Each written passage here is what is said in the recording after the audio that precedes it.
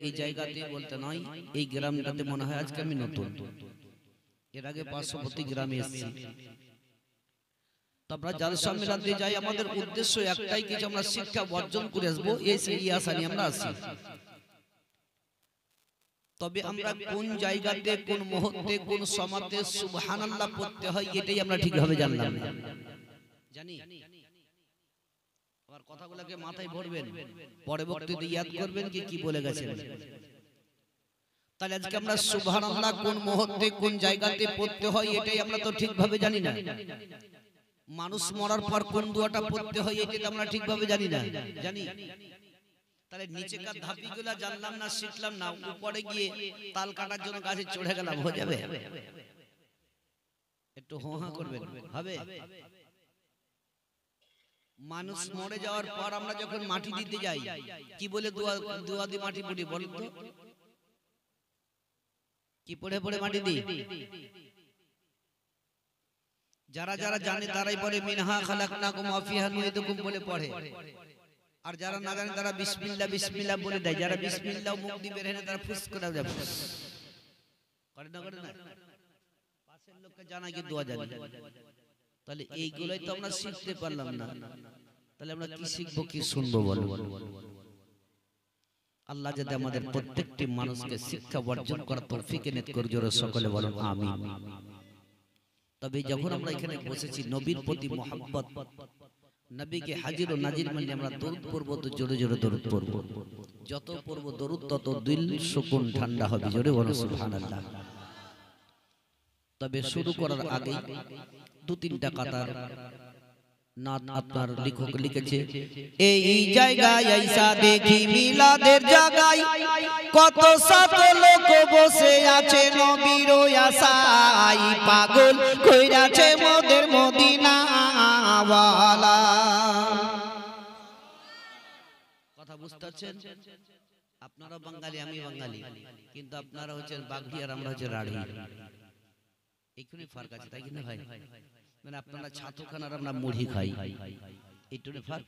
কিন্তু লজ্জা করবে না, ছেলেরা জোরে জোরে সুবহানাল্লাহ পড়বেন আর মা বোন আপনারা আস্তে আস্তে পড়বেন। তাই বলে এই জায়গায় আইসা দেখি মিলাদের জায়গায় কত শত লোক বসে আছে নবীর আশায়, পাগল কইরাছে মোদের মদিনা ওয়ালা, পাগল কইরাছে মোদের মদিনা ওয়ালা। নবী যখন আসেন গো ওই মায়া মিনার কোলে, শত শত ফারিস্তারা দরুদ সালাম পড়ে, পাগল কইরাছে মোদের মদিনা ওয়ালা, পাগল কইরাছে মোদের মদিনা ওয়ালা। এই জায়গায় আইসা দেখি জলসার জায়গায় কত শত লোক বসে আছে নবীর আশায়, পাগল কইরাছে মোদের মদিনা ওয়ালা, পাগল কইরাছে মোদের মদিনা ওয়ালা। মায়া মিনা বসে কান্দে ওই ছেলে কোলে করিয়া, বাড়ি বাড়ি চেয়ে দেখে মুখের দিকে তাকায়া, পাগল কইরাছে মোদের মদিনা ওয়ালা, পাগল কইরাছে মোদের মদিনা ওয়ালা। এই জায়গায় আইসা দেখে ওই মিলাদের জায়গায় কত শত লোক বসে আছে নবীর আশায়, পাগল কইরাছে মোদের মদিনা ওয়ালা, পাগল কইরাছে মোদের মদিনা ওয়ালা। আল্লাহুম্মা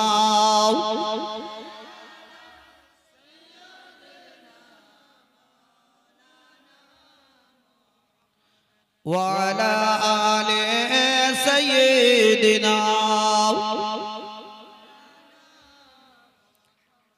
সাল্লাল্লাহু তাআলা আলাইহি ওয়াসাল্লাম।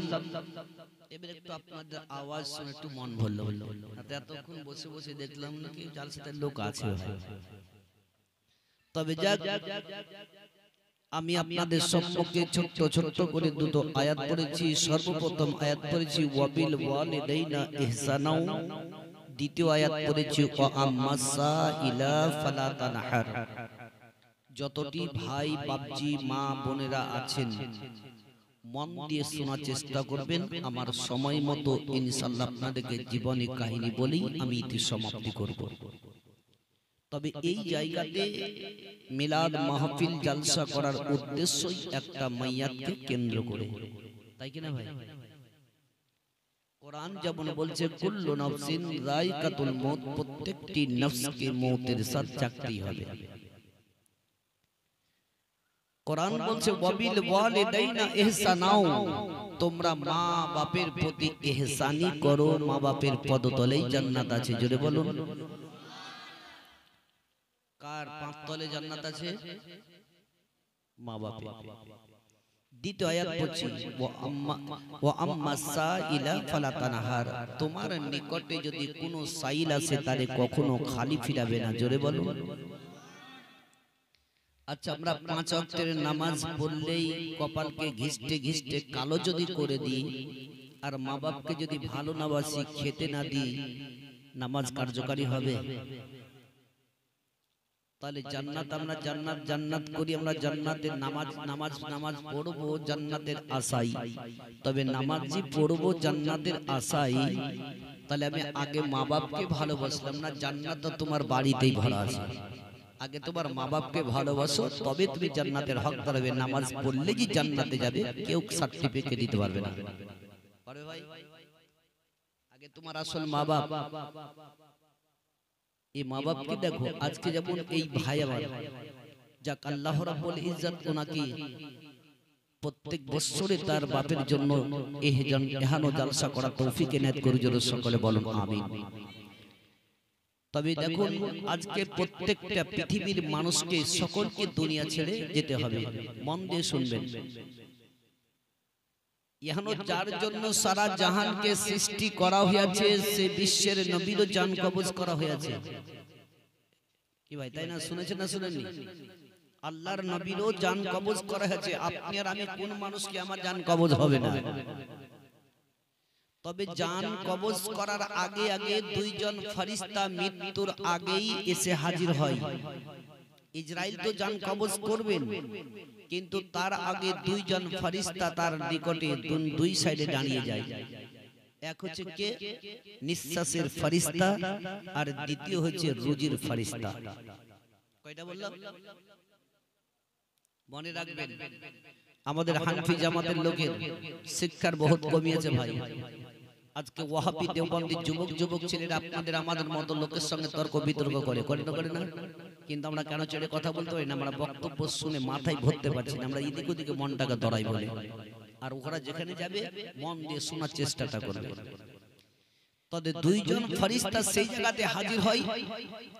নিঃশ্বাসের ফেরেশতা মৃত্যুর ব্যক্তির কাছে এসে হাজির হয়ে বলে, তোমার পৃথিবী দুনিয়াকে আমি তন্ন তন্ন তন্ন তন্ন করে আমি জায়গা দেখলাম, খুঁজে খুঁজে খুঁজে খুঁজে খুঁজে খুঁজে দেখে দেখে আমি শেষ হয়ে গেলাম, কিন্তু তোমার নিঃশ্বাস ফেলার জায়গা সম্পূর্ণ সব ভর্তি হয়ে গেছে, আর ফেলার জায়গা নাই। রুজির ফেরেশতা বলবে, শোনো, তোমার রুজি আর নাই, তোমার রুজি একদম বন্ধ হয়ে গেছে, এবার তোমার শেষ। তখনই ইসরাইল তার জান কবজ করবে। জোরে বলুন সুবহানাল্লাহ। তবে নিঃশ্বাস নেওয়া দেওয়াটাই আমাদের সবথেকে বড় আশ্চর্য। কি ভাই? যেমন বিশ্বের নবী, কুল কায়নাতের নবী জনাবে মুহাম্মদ রাসূলুল্লাহ সাল্লাল্লাহু তাআলা আলাইহি ওয়াসাল্লাম হযরতে ইসরাইল আলাইহি ওয়াসাল্লামকে জিজ্ঞাসা করছেন, বলো ফেরেশতা, আমার উম্মতের জান কিভাবে কবজ করবে? আল্লাহ মুহাম্মদ সাল্লাল্লাহু আলাইহি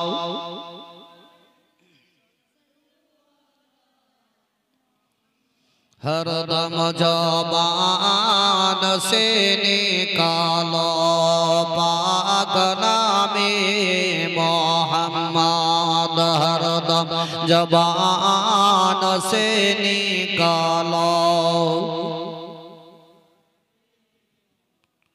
সাল্লাল্লাহু তাআলা আলাইহি ওয়াসাল্লাম, আল্লাহ রাসূল সাল্লাল্লাহু তাআলা আলাইহি ওয়াসাল্লাম ফেরেশতা ইজরাইলকে বললেন যে আমার উম্মতের জান কবজ করে খুব তাড়াতাড়ি রূহটাকে আসমানে নিয়ে যাও না, কি করো বলো।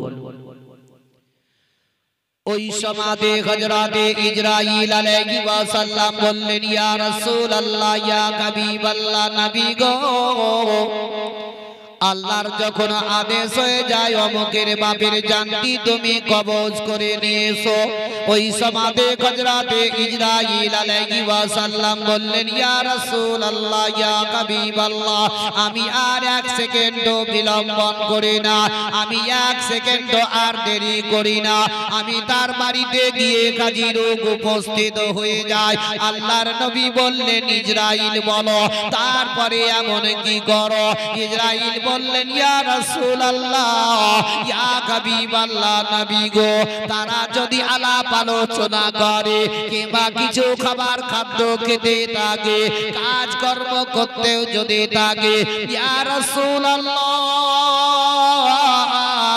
আমি কিছুই লক্ষ্য করি না, একমাত্র তার কাছে গিয়ে আমি সঙ্গে সঙ্গে তার জানটাকে আমি কবজ করে নি। নবী আমার বললেন, ইজরাইল, ওই জানটা কবজ করার পরে ওতে তাড়াতাড়ি আসমানে চলে যাও না, তুমি কি করো বলো না কেন। ইজরাইল বললেন, ইয়া রাসূলুল্লাহ, আমি তার জানটাকে কবজ করার পরে আয়নার মধ্যে দাঁড়িয়ে দাঁড়িয়ে দাঁড়িয়ে দাঁড়িয়ে তাদের দিকে আমি লক্ষ্য করে থাকি। তার ছেলে মেয়েরা কেউ আপন হাত ধরে আব্বা আব্বা বলে কান্না করে, কেউ আপন পা ধরে আব্বা আব্বা বলে কাঁদে, কেউ আপন মুখ ধরে কান্না করতে থাকে। ওগো আল্লাহর নবী, তারা সকলে যখন কান্না করে আমি তাদের দিকে লক্ষ্য করে থাকি। বিশ্বের নবী আমার চোখ দুটো বন্ধ করে দিলেন। নবী মুস্তাফা দুই চোখের কোনা দিয়ে দুই ফোঁটা পানি পড়ে গেল। নবী আমার বললেন, ইজরাইল, তাদের দিকে এমন কি দেখতে থাকো বলো না কেন। বলে, ইয়া রাসূলুল্লাহ, তার ছেলে মেয়েরা আমাকে তারা গালিগালা করে কিনা, তারা আমার কটু কথা বলে কিনা, সেটাই আমি লক্ষ্য করে দেখতে থাকি। নবী গো, তাদের দিকে দেখতে দেখতে আমি সহ্য না করতে পেরে আমি ওই বাচ্চাদের নিকটে চলে যাই। তাদের মাথার উপরে হাত দিয়ে আমি একটু সান্ত্বনা দিয়ে দিই। বলে, বাচ্চারে, তোমরা কান্নাটা বন্ধ করো, তোমরা চোখের পানিটা বন্ধ করো। ইয়া রাসূলুল্লাহ, ওগো আল্লাহর নবী গো, তারা যখন ওয়াজর নানে কান্না করে আমি মাথার উপরে হাত দিয়ে তাদেরকে সান্ত্বনা দিয়ে বলি, বাচ্চারে, তোমার থেকে ছোট ছোট বাচ্চাদেরকে আমি বাপ হারা করেছি, তারা সবুর করে নিয়েছে। ছোট ছোট বাচ্চাদেরকে মা হারা করেছে, তারা সবুর করেছে। তবে তোমরা কেউ আমার কটু কথা বলো না, এটা আল্লাহর আদেশে তোমার আব্বার আমি জান কবজ করেছি। ইয়া রাসূলুল্লাহ, আমি এইভাবে তাদেরকে সান্ত্বনা দেওয়ার পর আস্তে আস্তে রূহটাকে নিয়ে আমি আসমানের মধ্যে চলে যাই। জোরে বলো। প্রত্যেকটা মানুষের রূহটাকে একটু টন কমিয়ে একটু বেস্ট বাড়া। এইভাবে প্রত্যেকটা মানুষের রূহটাকে নিয়ে আমি আসমানের মধ্যে যাই। দুটা জায়গা আছে রূহ রাখা, এক হচ্ছে 1 নাম্বার ইল্লিন, 2 নাম্বার সিজ্জিন। কি বললাম? ইল্লিন আর সিজ্জিন দুটা জায়গাতে রূহ রাখা হয়। যারা পরহেজগার মুত্তাকি হয়ে যারা মারা গেল তাদের রূহটাকে ইল্লিনের মধ্যে রাখা হয়, আর যারা বেঈমান হয়ে মারা গেল তাদের রূহটাকে সিজ্জিনের মধ্যে রাখা হয়। তাহলে ইল্লিনে রাখার চেষ্টাটা করো। আপনার যদি ওই আখিরাতকে চিন্তা করে জাহান্নামের আগুনকে স্মরণ করে যদি পরিবর্তন হতে পারি তবেই আমি লাভবান হব। জোরে বলুন। কবর এমন একটা জিনিস, ও কবরকে স্মরণ করুন। যতক্ষণ পর্যন্ত আমাদের ভিতরে মনে ভয় না ঢুকবে ততক্ষণ পর্যন্ত আমরা নামাজকেও পড়ব না। কি ভাই ঠিক না বেটি? এই হোহা বলেন না, একবার গুমসুম হয়েছে আপনাদের গ্রামে একদম কোনো কিছু নাই বলে। আমরা যতক্ষণ পর্যন্ত আমাদেরকে মনে ওই ভয়টা না ঢুকবে ততক্ষণ পর্যন্ত আমরা মসজিদে আল্লাহর ঘরের দিকে এগিয়ে যাব না। চেষ্টাটা পরিবর্তন হবে। আজ যদি আমরা প্রত্যেকটা মানুষের যদি আমরা ওটাই যদি লক্ষ্য করতে পারি তবে আমরা লাভবান হব। ভাই ভাই দেখুন তো আপনার ঘাড়ের উপরে কতজনকে নিয়ে গেছেন কবরে? নিয়ে গেছেন না নিয়ে নেন? আপনি কখনো নিয়ে যাওয়ার সময় ভেবেছেন একদিন আমাকে ওই ঘাড়ে এই চড়তে হবে? ভেবেছেন কোনদিন? যে লোকটাকে আমরা রেখে চলে আসছি মাছ চাপা দিয়ে মাটি চাপা দিয়ে, তখনও কি মনে করেছেন হাই আফসোস আমাকেও একদিন এইভাবে আসতে হবে? মনে করে কবরস্থানে যাওয়ার পর আমরা করি কি? জানাজা পড়ার পরে পরে কবরস্থানে গিয়ে আমরা দাঁতকে বের করে খিলখিল করে হাসতে থাকি, থাকি না? হাসো না ভাই, আফসোস করো আল্লাহ একদিন আমারও আসবে। কই আমরা তো সেটা মনে ভাবনা করি না। একটু চিন্তা ভাবনা করে পরিবর্তন হন, আখিরাতকে চিন্তা করুন। আরে যিনি বিখ্যাত ইমাম, চার ইমামের একজন ইমাম, ইমামে আজম আবু হানিফা রাহমাতুল্লাহ আলাইহি, তিনিও আখিরাতকে জাহান্নামের আগুনকে স্মরণ করে কেঁদেছিলেন। জোরে বলো সুবহানাল্লাহ। ইমামে আজম আবু হানিফা রাহমাতুল্লাহ আলাইহি ওই সমাধি বাবা দোকানের মধ্যে বসে আছেন। একজন বাবা খরিদ্দার কাপড় কেনার জন্য তার দোকানে চলে গেল। মাইকম্যান কোথায় গেল? বেশ একটু বাড়িয়ে দিলে, টনটা একটু কমিয়ে দিল। একটু টনটা বাড়াও তো ভাই, আওয়াজ টানছে তোমার। তবে ভাইরা আমার, বাপজিরা ভাইরা আমার, মা বোনেরা আমার, ইমামে আজম আবু হানিফার নিকটে একজন কাপড় কেনার জন্য কাপড় কিনতে চলে গেছে খরিদ্দার। ওই খরিদ্দারটা বলল, বুজুর্গ একটি কাপড় আপনি আমাকে দেন না কেন? ইমামে আজম আবু হানিফা রাহমাতুল্লাহ আলাইহি সঙ্গে সঙ্গে বললেন, তোমার যেটা পছন্দ হয় সেই কাপড়টা তুমি নিয়ে চলে যাও। আর ওই ব্যক্তি বাবা ওই সমাধি ওই কাপড়টা নেওয়ার পরে টুকটুক করে বাড়ির দিকে রওনা হয়ে গেল। তার স্ত্রী তার বিবিকে ওই কাপড়টা দিয়ে বলল, বিবি রে, এ নাও তোমার জন্য আমি একটা কাপড় খরিদ করে নিয়ে এসেছি। ওই মেয়েটি সঙ্গে সঙ্গে কাপড়টা নেওয়ার পরে দেখতে আরম্ভ করে নিল। কাপড়টা দেখতে বাবা সুন্দর ছিল। দেখবেন পাড়াপড়শি মা বোনেদের একটাই বাবা অভ্যাস আছে, যদি তার স্বামী কিংবা নিজে যদি কাপড় খরিদ করে বাজার থেকে নিয়ে আসে, পাড়াপড়শির মা বোনদেরকে এক অপরকে দেখাবে, বলে কাপড়টা দেখো কত সুন্দর নিয়ে এসেছে। বলবেন না? বলবেন না? কাপড়কে দেখা দেখি করে, বলে কাপড় কত সুন্দর নিয়ে এসেছে দেখো। আর কাপড়টা দেখতে দেখতে দেখতে সামান্য একটু ছিদ্র ফুটো পাওয়া গেল। ওই কাপড়টা ফুটো পাওয়ার পরে পরে তার স্ত্রী তার স্বামীকে দিমাগ দেখিয়ে বলতে লাগলো, বলে এই কাপড়টা তুমি বাজার থেকে খরিদ করে নিয়ে এসেছো না চেয়ে নিয়ে এসেছো বলো? বলে কেন রে বিবি, এই কথা তোমার মুখ দিয়ে কেন বের হয় বলো? বলে স্বামী গো, এই কাপড়টা তুমি খরিদ করে নিয়ে এসেছো, ওই কাপড় একটু ছিদ্র ফুটো পাওয়া গেছে, কাপড়টা একটু চেঞ্জ করে নিয়ে আসো না কেন? প্রত্যেকটি মানুষ ওই কাপড় বাবা যদি ছিঁড়া পায়, ফুটো যদি পায়, তবু চেঞ্জ করার জন্য পাঠিয়ে দিবে।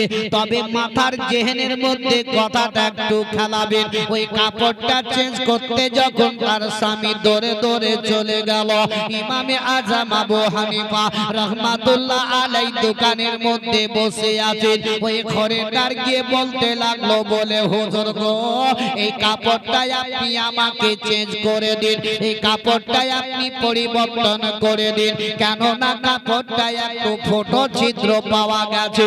ইমামে আজম আবু হানিফা রাহমাতুল্লাহ আলাইহি ওই সমাধি বাবা কান্দে আর আরম্ভ করে দিলেন।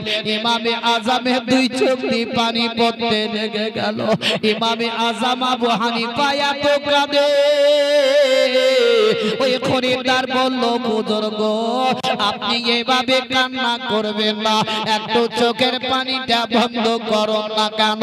এই কাপড়টাই আমি আর চেঞ্জ করব না, আমি পরিবর্তন করব না হুজুর, আমি কাপড়টা নিয়ে ওয়াপস চলে যাই। হুজুর আপনি কান্নাটা বন্ধ করুন না কেন? আমি সহ্য আর করতে পারি না। ইমামে আজম আবু হানিফা রাহমাতুল্লাহ আলাইহি বললেন, তুমি যে কাপড়টা চেঞ্জ করার জন্য এসেছো, তবে কাপড়টা তুমি চেঞ্জ করে নাও, কাপড়টা তুমি পরিবর্তন করে নাও। কাপড় যদি পরিবর্তন না করো রে, তুমি যে টাকাটা দিয়েছো সেই টাকা নিয়ে ওয়াপস চলে যাও। ওই খরিদ্দার বলল, বুজুর্গ আপনি কাপড় পরিবর্তন করার জন্য বলছেন, যদি না করি টাকা ফেরত দিতে চাইছেন, তবে হুজুর আপনি কেন কান্না করেন, কারণটা কি?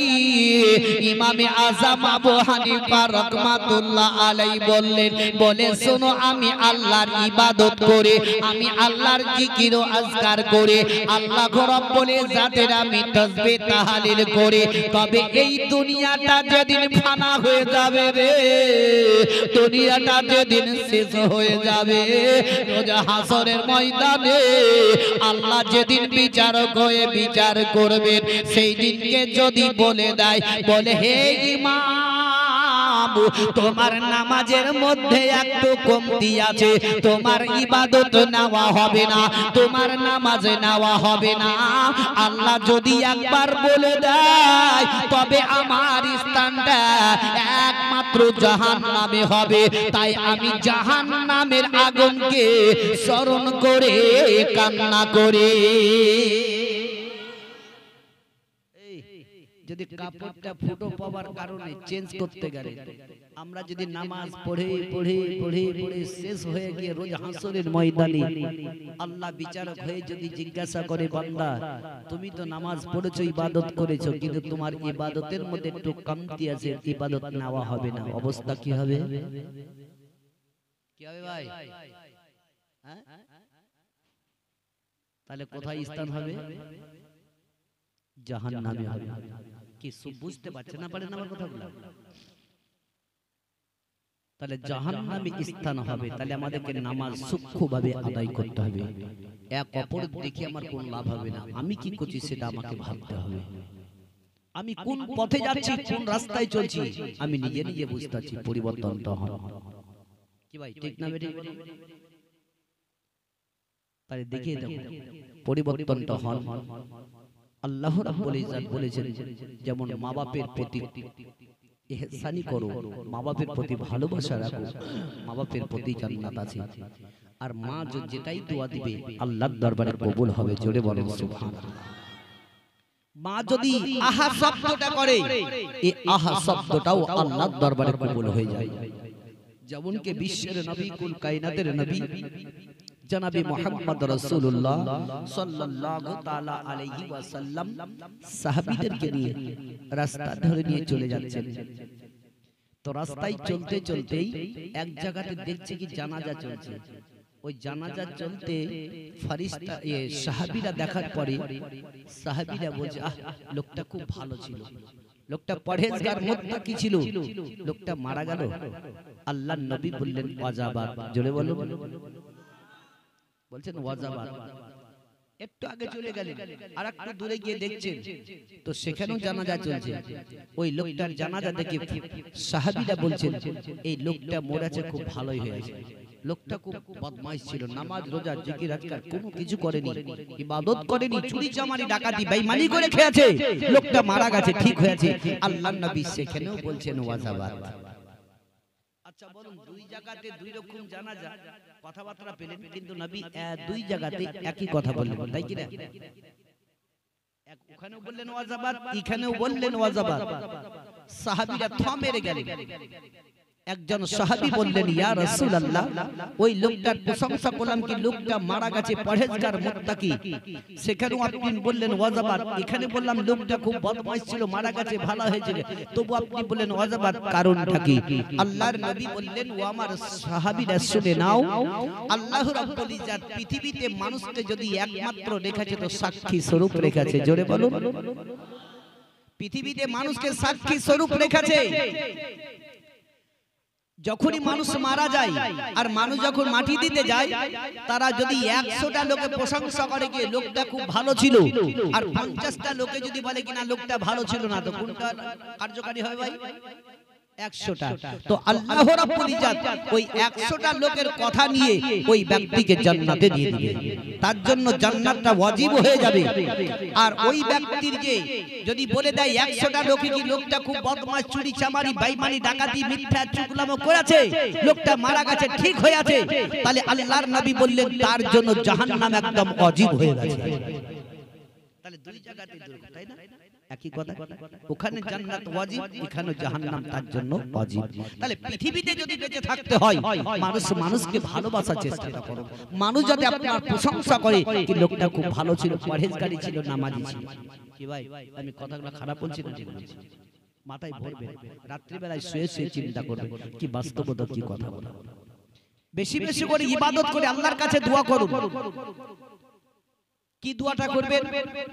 বলে আল্লাহ যাতে আমার জুম্মার রাতে কিংবা জুম্মার দিনে যাতে আমার মৃত্যুটা হয়। বলছে কেন? কাউরি যদি জুম্মার রাতে জুম্মার দিনে যদি মৃত্যু হয়, তো আল্লাহ রাব্বুল ইজ্জত তার কবরের আযাব কিয়ামত পর্যন্ত বন্ধ করে দেয়। আল্লাহর নবী বললেন কি যদি জুম্মার রাতে জুম্মার দিনে যদি কোনো ব্যক্তির ইন্তেকাল হয়, ওই ব্যক্তির কবরের আযাব আল্লাহ কিয়ামত পর্যন্ত বন্ধ করে দেয়। তবে আমরা কখনো দোয়া করেছি ভাই? এই রমজানটা মাস আসলো তবু আমরা ঠিকভাবে রোজা রাখলাম না, 5 ওয়াক্তের নামাজও পড়লাম না। বাস্তবত আজকে মোবাইল একটু দেখছিলাম, কিছু কিছু দেখবেন মোবাইলের মধ্যে বহুত রকমের জিনিস বহুত রকম বাইর করে ভাইরাল করার জন্য, তাই কিনা ভাই? বলে ওরা 2-4টা 10টা লোক বলে বেড়াচ্ছে মাইক নিয়ে কি আমাদের কিছু কিছু লোক হারিয়ে গেছে, মুসল্লি হারিয়ে গেছে, যদি কেউ খুঁজে পাও তো আমাদের মসজিদে হাজির করে দিও। কিরকম কথা? বলে আমাদের মুসল্লি হারিয়ে গেছে, যদি কেউ খুঁজে পাও তো মসজিদে পাঠিয়ে দিও। মানে রমজান মাসে যে যুবক যুবক ছেলেরাও নামাজ পড়ছিল 5 ওয়াক্তের, আরো বুড়ো বুড়ো গুলাও পড়ছিল, তারা দেখলেন রমজান যেমন চলে গেল এরা সব হারিয়ে গেল। কি ভাই, বাস্তবত কথাগুলো ঠিক খারাপ নয়? তাহলে বাস্তব যখন রমজান মাস আসছে তখন আমরা হয়তো 5 ওয়াক্তের নামাজটা পড়ছি, বাদ বাকি তখন সব চলে যায়। আমার মা বোনদেরকে বলবো, ও দরদি মায়ের আমার, অবশ্যই যেভাবে নামাজ পড়ছিলেন সময় মতো নিয়ে সেইভাবে নামাজটা পড়ার চেষ্টা করুন। যে মনে করবেন কি আমি বিড়ি বাঁধতে বাঁধতে যদি নামাজ পড়তে আবার বিড়ি বাঁধা কম হবে। কি ভাই, বিড়ি বাঁধা আছে নাকি আপনাদের দেশে? আচ্ছা, তাহলে ওটা ভাবিয়েন না। আপনার স্বামী কেন আছে বলেন? আপনার জন্য তো কাফি আপনার স্বামী। তাহলে আপনি বিড়ি বাঁধার দিকে অত গুরুত্ব না দিয়ে একটু আখিরাতকে চিন্তা করে পরিবর্তনটা হন। ওই সমাদে আল্লাহর নবী দয়ার মুস্তাফা সাল্লাল্লাহু তাআলা আলাইহি ওয়াসাল্লাম সাহাবীকে নিয়ে আপন বাবা এমনকি কবরস্থানের উপরে চলে গেলেন, আর একটি কবরের কাছে গিয়ে সাহাবীকে নিয়ে বিশ্বের নবী আমার দাঁড়িয়ে গেলেন। আর এমন সময় দেখছেন তো ওই কবরের মধ্যে অতিরিক্ত আযাব চলতেছিল। আর যেমনি বাবা আযাব দেখতে পেলেন দয়ার নবীজি, নবী মুস্তাফা সঙ্গে সঙ্গে আমার সাহাবীকে বললেন, ও সাহাবী একটু দাঁড়িয়ে যাও, আমি এই যে কবরে যে আযাব চলতেছে এই নওজওয়ানের জন্য আমি একটু আল্লাহর কাছে দোয়া করব যাতে আল্লাহ তার কবরের আযাবটা বন্ধ করে দেয়। জোরে বলুন সুবহানাল্লাহ। ওই কবরটা ছিল একটা নওজওয়ানের, আর ওই নওজওয়ান বাবা এমন পৃথিবীর দুনিয়া থেকে ছেড়ে যাওয়ার পরে তার কবর কবরে এত আযাব চলতেছিল, এত আযাব চলতেছিল। আল্লাহর নবীজি আমার দোয়া করতে লাগলেন, আগো আল্লাহ পাক পরওয়ারদিগারে আলম, এখনো নওজওয়ানের কবরের আযাবটা তুমি বন্ধ করে দাও। আল্লাহর নবী দুই হস্ত তুলে দোয়া করতেছিলেন। এদিকে আল্লাহ রাব্বুল ইজ্জত হযরতে জিবরিল আমিনকে বললেন, জিবরিল আমার হাবিবের নিকটে যাও, আমার হাবিবকে বলে দাও যাতে নওজওয়ানের জন্য দোয়া না করে, আমি আল্লাহ তার কিয়ামত পর্যন্ত কবরের আযাব বন্ধ করব না। তাহলে নওজওয়ানটা পৃথিবীতে এমন কি ভুল কাজ করেছে বলুন? এই হাসেন কম, মজাক মনে করছেন তাই না? সুবহানাল্লাহ বলছেন তো কেউ ফের হাসছে, কিন্তু ভেবে দেখুন সুবহানাল্লাহ বললে কত নেকি আছে, এটা ভেবে দেখিয়ে। আজকাল যদি আমরা সেই গুরুত্ব দিয়ে ভিতরে ঢুকতাম তবে আমরা তার মর্মটা জানতাম। দাউদ আলাইহি ওয়াসাল্লাম আল্লাহকে বলেছিলেন, তোমার মিজান দাড়ি পাল্লা কত বড়। আল্লাহ বলেছিলেন, দাউদ আমার দাড়ি পাল্লা এত বড়, সাত আসমান সাত জমিনকে যদি পাল্লার একদিকে চাপাও তবু আমার পাল্লা ভর্তি হবে না। দাউদ আলাইহি ওয়াসাল্লাম বলেছিলেন, আল্লাহ তবে তোমার ওই পাল্লাটা ভর্তি কিসে হয়? আল্লাহ বললেন, হে দাউদ যদি কোনো আমার বান্দা বান্দি যদি একবার সুবহানাল্লাহ পড়ে দেয় তো সুবহানাল্লাহর নেকিতে আমার পাল্লাটা ভর্তি হয়ে যায়। তাহলে সুবহানাল্লাহ বলছে আবার মজাক করছে? তোবা করো, জালসা মিলাতে গিয়ে মন দিয়ে শোনার চেষ্টা করবেন, জোরে সুবহানাল্লাহ পড়বেন, যাতে আমার ওই আল্লাহর দাড়ি পাল্লা যাতে ভর্তি হয়ে যায়। নেকি উড়ে উড়ে বেড়ায় কিন্তু আমরা ধরতে জানি না। ধরার মতো যদি জানতাম ধরতাম, কিন্তু আজকে আমরা ওই যে ঢাল মারামারি কি বলে, ক্রিকেট না কি বলে না, ক্রিকেট বলটা উড়ে চলে আসছে, যদি ধরতে পারে তো কি বলে ক্যাচ, আর যদি না ধরতে পারে ফলস। তো ওইরকম নেকি উড়ে বেড়ায় কিন্তু আমরা ধরতে জানছি, ধরার চেষ্টা করব। তবে ভাইরা বাপজিরা মা বোনেরা আমার, বিশ্বের নবীর কাছে হযরতে জিবরিল আমিন আসার পরে বললেন, ইয়া রাসূলুল্লাহ ইয়া হাবিবাল্লাহ নবী গো, আপনি দোয়াটা বন্ধ করে দিন, আপনি মুনাজাতটা বন্ধ করে দিন। বলে, ইয়া রাসূলুল্লাহ এই নওজওয়ানের কবরের আযাব আল্লাহ কিয়ামত পর্যন্ত বন্ধ করবে না। সঙ্গে সঙ্গে নবী আমার মুনাজাতটা বন্ধ করে দিলেন। দয়ার নবীর দুই চোখ দিয়ে পানি পড়ে গেল, এমনকি নবীর মুখটা শুকমুখ হয়ে গেল। সাহাবী বললেন, ইয়া রাসূলুল্লাহ ওগো আল্লাহর নবী গো, আপনার চোখ দিয়ে কেন পানি পড়ে গেল, আপনার মুখটা কেন শুকমুখ হয়ে গেল? সাহাবীর দিকে বিশ্বের নবী আমার বললেন, ও আমার সাহাবী শুনে নাও, শুনে নাও, আল্লাহ রাব্বুল ইজ্জত এর কবরের আযাব কিয়ামত পর্যন্ত বন্ধ করবে না। তবে একটু তুমি গ্রামের মধ্যে চলে যাও, এই নওজওয়ানের পৃথিবীতে বাপ বেঁচে আছে না মা বেঁচে আছে, একটু তুমি খবরটা নাও না কেন?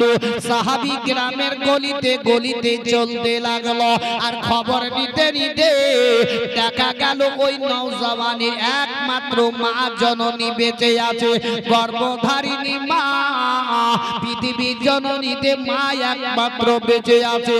মা বহুত দিন আগে মারা গেছে, মা বৃদ্ধ বয়স্ক হয়ে গেছে, লাঠি নিয়ে ফির চলাফেরা করতে থাকে।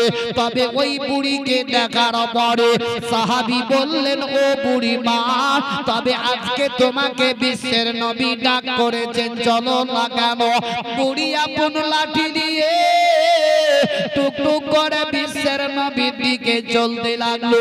ও আমার নওজওয়ান ভাইরা আমার, একটু একটু পরিবর্তন হয়ে যান।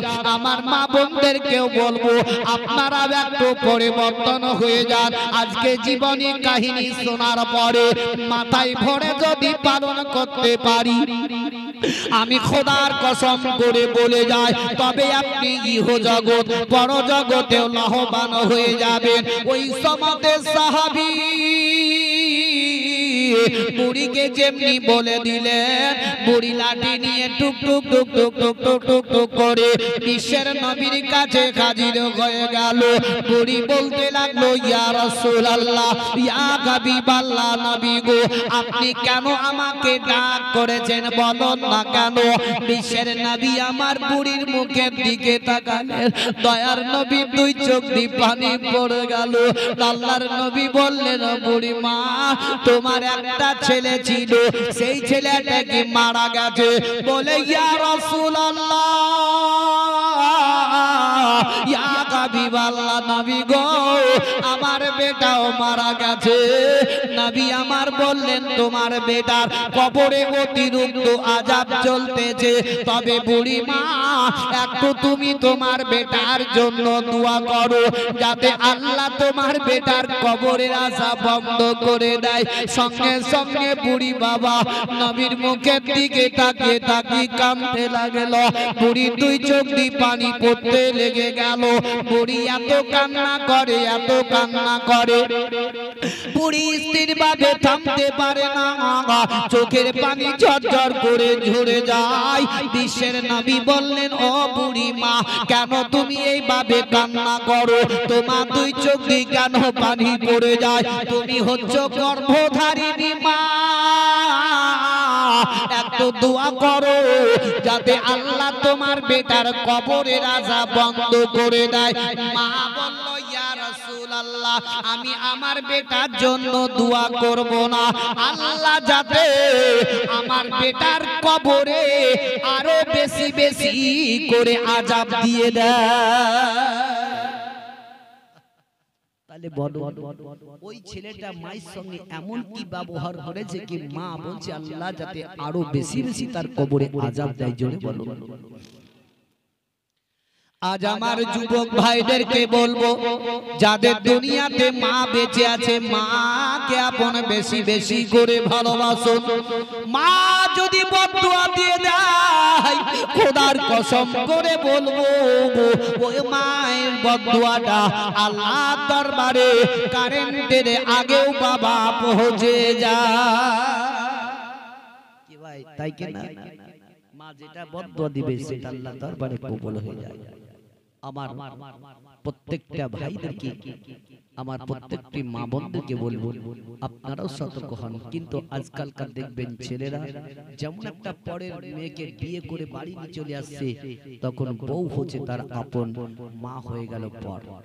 কি গর্ভধারিণী মা যে মা 10 মাস 10 দিন তোমাকে গর্ভে নিয়ে থাকলো, 2.5 বছর ধরে তোমাকে স্তন থেকে দুধ খাইয়ে বড় করলো, সে মাকে আজকে তুমি লাত মেরে বাড়ি থেকে বের করে দাও, লোকে দাঁড়ে দাঁড়ে দাঁড়ে দাঁড়ে চেয়ে চেয়ে খাই, তুমি কি একবার দেখেছো? কি হলো ভাই আমাদের ধ্যান দেন। তবে ওই আমার বোনদেরকে মাদেরকে আমি বলবো তুমি নতুন বউ সেজিয়েছে, তুমি যেমন তার মায়ের কোল থেকে তোমার স্বামীকে কেড়ে নিছো, যেমন তুমি তোমার স্বামীকে তার মায়ের কোল থেকে কেড়ে নিছো, একদিন তোমারও কোল থেকে তোমার বেটাকে তার স্ত্রীও কেড়ে নিবে, সেদিন তোমার কেমন লাগবে একবার বুঝবে। এক অপর ওই লাইনটা যদি আমরা বুঝতাম তাহলে এক অপরে কখনো শ্বশুর শাশুড়ির প্রতি কখনো আমরা অত্যাচারই করতাম না। কি ভাই ঠিক না বেটি?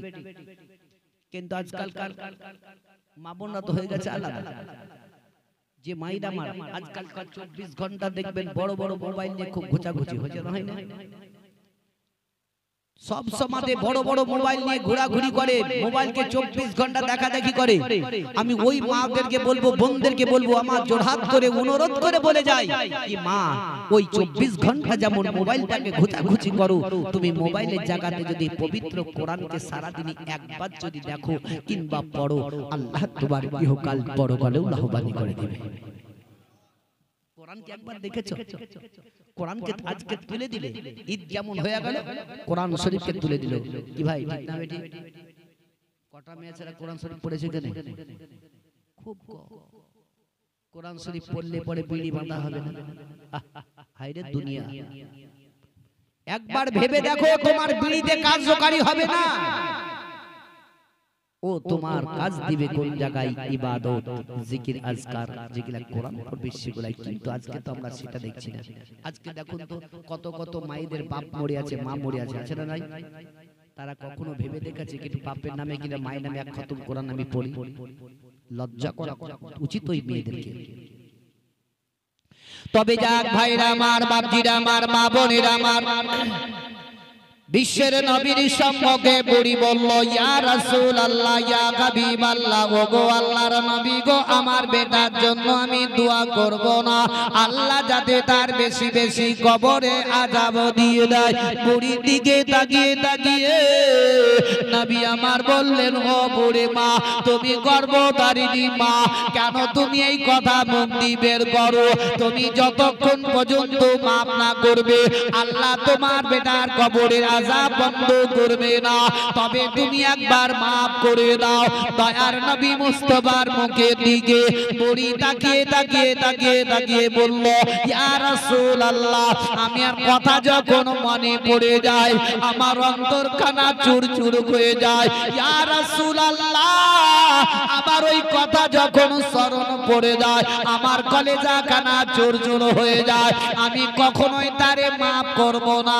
নবী আমার বললেন, বুড়ি মা, তবে তোমার বেটা কি এমন তোমার প্রতি অত্যাচার করেছিল ওই কথা মনে করতে গেলে তোমার কলেজা খানা চুরচুর হয়ে যায়। বুড়ি ওজর ননে কেঁদে কেঁদে কেঁদে কেঁদে বলে, ইয়া রাসূলুল্লাহ, আমার বেটা যখন জীবিত ছিল তার বইয়ের কথা শুনে আমার প্রতি যখন মার শুরু করে দিল, আমাকে যখন মারতে আরম্ভ করে দিল, ইয়া রাসূলুল্লাহ, আমি জোরহাত করে বলেছিলাম, রে বেটা, আমি তোমার গর্ভধারিণী মা, আমাকে আর মারবে না রে বেটা, আমি আর সহ্য করতে পারি না।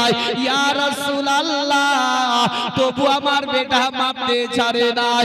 আমি সহ্য না করতে পেরে আমার বেটার পা দুটো ধরে ধরে আমি কেঁদে কেঁদে বলেছিলাম, ওরে আমার কলেজার টুকরো, আমি তোমার গর্ভধারিণী মা, আমি তোমার পা দুটো ধরে আমি তোমার কাছে ক্ষমা চাইছি রে বেটা, তুমি আমার মাফ করে দাও। বেটা, আমি আর সহ্য করতে পারি না।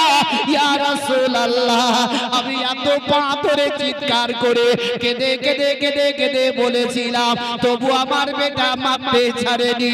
আমি সহ্য না করতে পেরে ইয়া রাসূলুল্লাহ গ্রামের লোকের কাছে বিচার দিতে পারিনি। আমি ওই সমাজে আল্লাহর কাছে দোয়া করে আল্লাহকে বলেছিলাম, আল্লাহ গো, আমি আর সহ্য করতে পারি না, আল্লাহ আমার বেটার এই মুহূর্তে মৃত্যুটা নিয়ে নাও। যখনই আমি আল্লাহর দরবারে দোয়া করলাম, আমার দোয়া আল্লাহর দরবারে কবুল হয়ে গেল, সঙ্গে সঙ্গে আমার বেটার মৃত্যু হয়ে গেল। জোরে বলো। বলে, ইয়া রাসূলুল্লাহ, আমি ওই সমাধি আমি যখন বললাম তার মৃত্যুটা হলো, দ্বিতীয়বারে দোয়া করে আল্লাহকে আমি বলেছিলাম, আল্লাহ আমার বেটার কবরের কিয়ামত পর্যন্ত যাতে আযাব বন্ধ না হয়। জোরে বলো। বলে, ইয়া রাসূলুল্লাহ, আমি কখনো তার জন্য আমি দোয়া করব না। আমি জোরহাত করে যাই ভাই, যাদের যুবক যুবক ভাইদের যাদের পৃথিবীতে মা বেঁচে আছে, বাপ বেঁচে আছে, তাদেরকে ভালোবাসো, মা বাপের প্রতি ইহসানি করো, মা বাপের পদতলেই জান্নাত আছে। জোরে বলো সুবহানাল্লাহ। আজ আমরা বউ বিয়ে করার পরে আমরা মা বাপকে ভুলে যাচ্ছি। একবার ভেবে দেখো, আপনার কলেজার টুকরোকে আমার ওই মা বোনদেরকে বলবো, এ মায়েরা, যেমন তোমার বাচ্চাটাকে নিয়ে খুব আদর করে সিনাতে কলেজায় লাগিয়ে নিজের মুখের খাবার বাদ দিয়ে তোমার বাচ্চাকে খাওয়াও, তুমি একবার ভেবে দেখো তোমার স্বামীকেও তার মা সেইভাবেও তাকে মানুষ করেছে। কি করেছে না করেনি? কিন্তু সেটাকে লক্ষ্য করে নিজের রক্তের গরমে দিমাগে মরে যায়, অহংকারে মরে যায়। রূপের গরম তোমার থাকবে না, সবারই রূপ বলে যাবে। আজ রূপ চেহারা দিকে মস্তি করে তুমি বাজারে বাজারে বেড়াও, একদিন না একদিন তোমাকে সেই মাটি যেতেই হবে। কি হবে না? হবে না? অনেকে মেয়ে ছেলে দেখবেন কি হয়, বহুত রকমের মেয়েরা আছে, এমন এমন মেয়ে দেখবেন ড্রেসিং করে বড় বড় টিকলি, টিকলি বুঝেন তো কি কাকে বলে? কেউ বলে বিদিয়া, কেউ বলে টিকলি। এই বড় বড় টিকলি মুখে লভিস্টি একবারে লাল টকটকে করে বুঝলেন, এদিকে সেন্ট ওদিকে সেন্ট লাগিয়ে, পেটে পিঠে ঠিকভাবে কাপড় থাকলো না, চাদর নিল না, ঘাড়ে ব্যাগ, হাতে বড় মোবাইল নিয়ে টুকটুক করে চললো বাজার। যায় না যায় না? এরা হচ্ছে জাহান্নামের খোরাকি। যেই মেয়ে মানুষেরা যেইভাবে পোশাক পরিধান করে বাজারে যায়, ওই মেয়েরাই হবে জাহান্নামের খোরাকি। আর যে মেয়েরা ছেলের পোশাক পরিধান করে জিন্সের প্যান্ট জিন্সের গঞ্জি পরে চলে, ওই মেয়েরাও হবে জাহান্নামের খোরাকি। আর ছেলেরা যারা মেয়েদের পোশাক পরিধান করে কিরকম, যারা নাক ফোড়ায় কান ফোড়ায় করে না, যারা হাতের মধ্যে বালা পড়ে, ওই ছেলেরাও হবে জাহান্নামের খোরাকি। সতর্ক হয়ে থাকো, কি ঠিক না বেটি? তো ওই মেয়েটি যখন বাজারে চলে গেল, রাস্তায় চলতে চলতে কত লোক দেখবেন সেন্ট পাবে, বাপরে খুশবু কত সুন্দর হবে, ম্যাডাম হঠাৎ করে একটা ছেলে দেখছে টুকটুক করে, বাপরে ম্যাডাম কত সুন্দর, কি বলে না বলে না বলে। ম্যাডার কাছে আস্তে আস্তে আস্তে আস্তে টুকটুক করে আগে চলে আসলো, সাইডে দাঁড়িয়ে বলছে, হঠাৎ করে মেয়েটি বলছে তোমাকে একটু দেখা দেখা লাগছে। আচ্ছা, যদি মেয়েটাকে ওই ছেলেটা যদি বলে কি দেখা দেখা লাগছে, তো মেয়েটি কি বলবে? আচ্ছা তুমি আমাকে দেখলা কোনটা, বলবে না? বলবে। আর যেমনি বলে দিলে তুমি দেখলা কোনটা, তখন তো ছেলেটা আরো সুযোগ পেয়ে গেল। তখন আচ্ছা বলো তো তোমার বাড়ি কোন জায়গায়? তখন মেয়েটা বলছে কি অমুক জায়গাতে আমার বাড়ি। তখন ছেলেটা বলে ঠিক তোমাকে সেখানেই দেখেছি না, আন্দায় ঢাল মারি। আর যেমনি বলে দিল কি তোমাকে ঠিক ওইখানেই দেখেছিলাম, আর ওই সময়তেই এই ছেলেটা আরো সুযোগ পেয়ে গেল। তাহলে এক কাজ করো, তোমার মোবাইল নাম্বারটা একটু দাও, তোমার সাথে পরে কথা বলবো। যেমনি নাম্বার দিল, তোমার টায়ারের টিউবটা ফুটুস করে ফুটে গেল। কি ভাই, ফুটলো না? ফুটলো না? সতর্ক হয়ে যাও মা বোনেরা আমার, পরিবর্তন হও। ও মোবাইলে তোমার কোনো ফায়দা নাই, তুমি বড় কোনো অফিসার নয় কি তুমি মোবাইল নিয়ে 24 ঘন্টা রাস্তায় চলবা। হাতে মোবাইল থাকলে তোমাকে বলে কি বাপ রে বাপ কত দামি মোবাইল নিয়ে চলে বেড়াচ্ছে। কত মেয়ের আছে দেখবেন কি মোবাইল না হলে পরে স্বামীর ভাত ছেড়ে দেয়, দিছে না দেয় না? তোর ভাত খাবো না, মোবাইল দিবি না, ভাত খাবো না। তাহলে কেমন অফিসারের? স্বামী থেকে মোবাইল হলো কার্যকারী ওয়ার্ড। স্বামী যদি বাড়ি থেকে ঘন্টার ঘন্টা কেটে চলে যায়, কি স্বামী বাড়ি আসছে না, কোথায় গেল কোথায় না গেল খোঁজ নাই, কিন্তু মোবাইল যদি হাত থেকে 5টা মিনিট যদি ভাই হারিয়ে যায়, তো বাড়িকে একবারে খাঁকড়াই শেষ করে দেবে। তাহলে বলো স্বামী থেকে মোবাইলটাই বড় কিনা? মোবাইলটাই বড়। স্বামী চলে গেল বাড়ি থেকে, ঘন্টার ঘন্টা ঘন্টার ঘন্টা ঘন্টার ঘন্টা এলো না, তবে একবার চিন্তা করলো না স্বামী আমার কোথায়।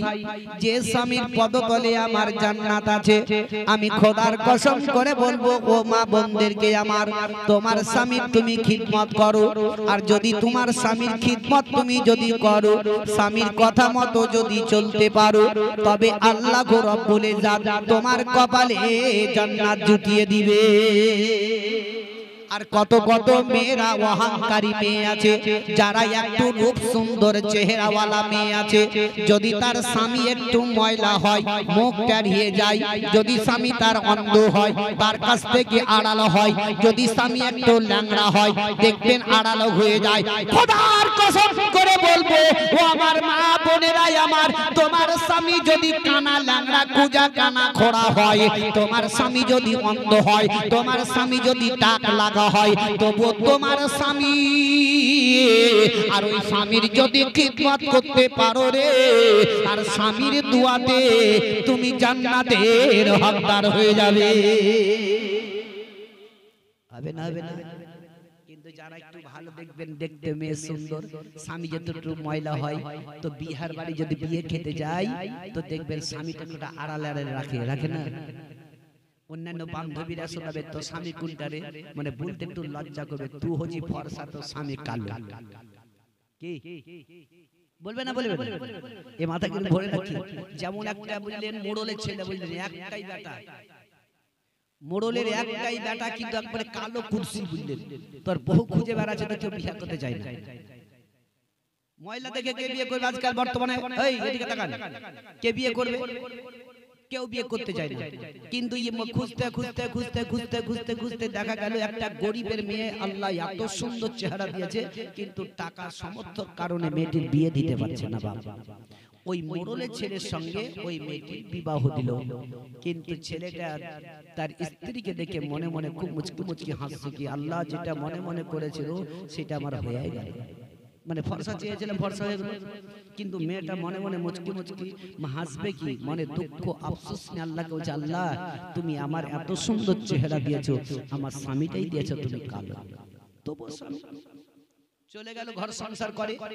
কিছুদিন যাওয়ার পরে তার স্ত্রী বলছে, স্বামী গো, আপনাদের গ্রামের মৌলবিটা বলে খুবই ভালো, ভালো ভালো তাবিজ ভরে, তাবিজ খুব লেখে, এক কাজ করে মৌলবির কাছে চলে যান, একটা তাবিজ নিয়ে আসেন যাতে কালো থেকে ধলো হয়ে যায়। আচ্ছা, কালো থেকে যদি ধলো করতে যদি মৌলবিরা পারতো তাবিজের দ্বারাতে, তাহলে ৬০০০ টাকার বেতনে মৌলবি থাকতো, বাড়িতে বসে বসে তাবিজ কালো লোককে ধলো করে দিতে টাকা ইনকাম করতো। স্ত্রীর কথা শুনে মৌলবীর কাছে গিয়ে বলছে, একটা তাবিজ দাম, যে কিসের না তো কালো থেকে যা ধলো হয়। তো মৌলবী মুচকি মুচকি খুব হাসছে, তো যে ভাই একটা শর্ত আছে, তুমি কালো থেকে ধলো হবে। যে কি? বলে ৪০ দিন ধরে তুমি আল্লাহর ইবাদত করো, নামাজ পড়ো, ৪১ দিনে তুমি আমার কাছে আসবে, তুমি ধলো হয়ে যাবে। আপন বাড়ি চলে গেল, তার স্ত্রী বলছে এই ব্যাপার, বলছে পড়ো।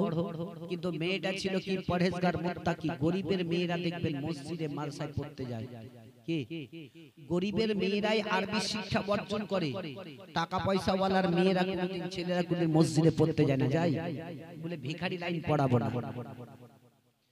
কিন্তু তুমি ভিখারি লাইনে পড়াবে না বলছো, কিন্তু তুমি যখন মরবে তখন তোমার মাথার কাছে বসে বসে কে পড়বে বলো? ভেবে দেখো। ওই সমাজে আপন মেয়েটি বুঝলেন নামাজ পড়ে যায় পড়ে যায় পড়ে যায়, তার স্বামী বুঝলেন যেদিন ৪০ দিন পূর্বে ওই সমাজে সন্ধ্যার পরে পরে বিশাল শরীরে জ্বর ঘুরে কাঁপুনি লিয়েছে, বুঝলেন, আর ল্যাপ কাঁথানে খুব ঢেকে খুব শুতে আছে, বুঝলেন। কিছুক্ষণ পরে এশার আজান হয়ে গেল, তার স্ত্রী বলছে, হাই গো, আজকে তোমার ৪০ দিন পূর্ণ হবে, এশার নামাজটা পড়লেই, এক কাজ করে এশার নামাজটা পড়ে নাও। রেগে রেগে বলছে, আমি নামাজ পড়বো না, আমার ৪০ দিন পূর্ণ হোক যে না হোক, আর নামাজই আমি পড়বো না। মেয়েটা চুপচাপ। কিছুক্ষণ পরে বলছে, নামাজটা পড়ে নাও। বলছে, শোন, বেশি বকিস না, আমি কালো থেকে দল হয় যে না হয়, কিন্তু আমি নামাজ আমি আর পড়বো না। তখন মেয়েটা মনে মনে চিন্তা করলো, যে আমি বেশি বেশি যদি কথা বলি তো হয়তো ৩টা কথা বললি তো শেষ, তাহলে আমার বলা থেকে না বলাই ভালো। চুপচাপ থেকে যায়। রাত ১২টার আগে আবার তার স্বামীকে বলছে, স্বামী গো, আমি বক্তব্যের মাধ্যমে শুনেছি যে ঈশার নামাজ রাত্রি ১২টার আগে পর্যন্ত হয়, তাহলে এখনো ১২টা বাজেনি, আপনি নামাজটা পড়েলেন, আপনার ৪০ দিন পূর্ণ হবে, কালকে ৪১ দিন আপনি ধলো হয়ে যাবে। তখন যে তুই আমার বাড়িতে থাকছে হি না থাক, কিন্তু আমি নামাজ আর পড়বই। আবার দ্বিতীয়বারে বলছে, স্বামী গো, এটাও আমার জানা আছে, যদি অসুস্থ শরীরের অবস্থাতে যদি ওযু পানি নিয়ে ওযু না করতে পারেন, তবে তায়াম্মুম করেও নামাজ পড়া হয়। শুনেছেন তো ভাইগুলা? তায়াম্মুম করে হয়। তো বলছে তায়াম্মুম যে করব, তো সবই তো পাকার বাড়ি, সবই তো পাকা জায়গা, তো ধুলা মাটি তো নাই, তো কোনখানে তায়াম্মুম করব? তার স্ত্রী বলছে, দেখো ঝাড়ু টাড়ু দিয়ে চৌকির তলে কিছু ধুলাগুলা পড়ে আছে, ওতেই তায়াম্মুম করো। অন্ধকার রাত ভাই, কিন্তু সেই দিন তার স্ত্রী রুটি তৈরি করে তাওয়াটাকে চৌকির তলে রেখে দিয়েছে। আপন চলে গেছে, বুঝলেন, ওই ধুলাতে মারবে কি মার, তাওয়ার উপরে হাতটা মেরে দেয়। আর যত কালি ছিল মুখে চুকে লাগিয়ে খুব নামাজ টামাজ পড়ে বলছে, আয়না খান দিয়ে কত ধলো হয়েছে দেখি। দেখছে তো আয়নাতে কালো থেকে আরো কালো কুৎসি হয়ে গেছে। মৌলবীর কাছে গিয়ে বলছে, মৌলবী সাহেব, তুমি নামাজ পড়তে বলে ৪০ দিন ৪১ দিন এসে দেখো কালো থেকে তো আরো কালো হয়ে গেছে। মৌলবী সাহেব বলছে, শোনো, তোমার স্ত্রীকে খুশি করার জন্য তুমি নামাজ পড়ছিলে, তাই তুমি কালো থেকে আরো কালো কুৎসি হয়ে গেছো। আর তুমি যদি আল্লাহকে খুশি করার জন্য যদি নামাজ পড়তে, তো ৪০ দিনে ৪১ দিনে তোমার নূরের ঝলকটা চেহারাতে ফুটে উঠতো। তাহলে আপনি 40 দিন আল্লাহকে খুশি করার আশা করি যদি আপনি নামাজ পড়ুন, দেখুন আপনার চেহারা পরিবর্তন হবে, চেহারাতে নূরের ঝলকটা ফুটে উঠবে। জোরে বলেন সুবহানাল্লাহ। একবার উচ্চ স্বরে জোরে জোরে দরুদ পাক পড়ুন। আল্লাহুম্মা সাইয়্যিদানা মাওলানা মুহাম্মাদ ওয়া আলা আলিহি।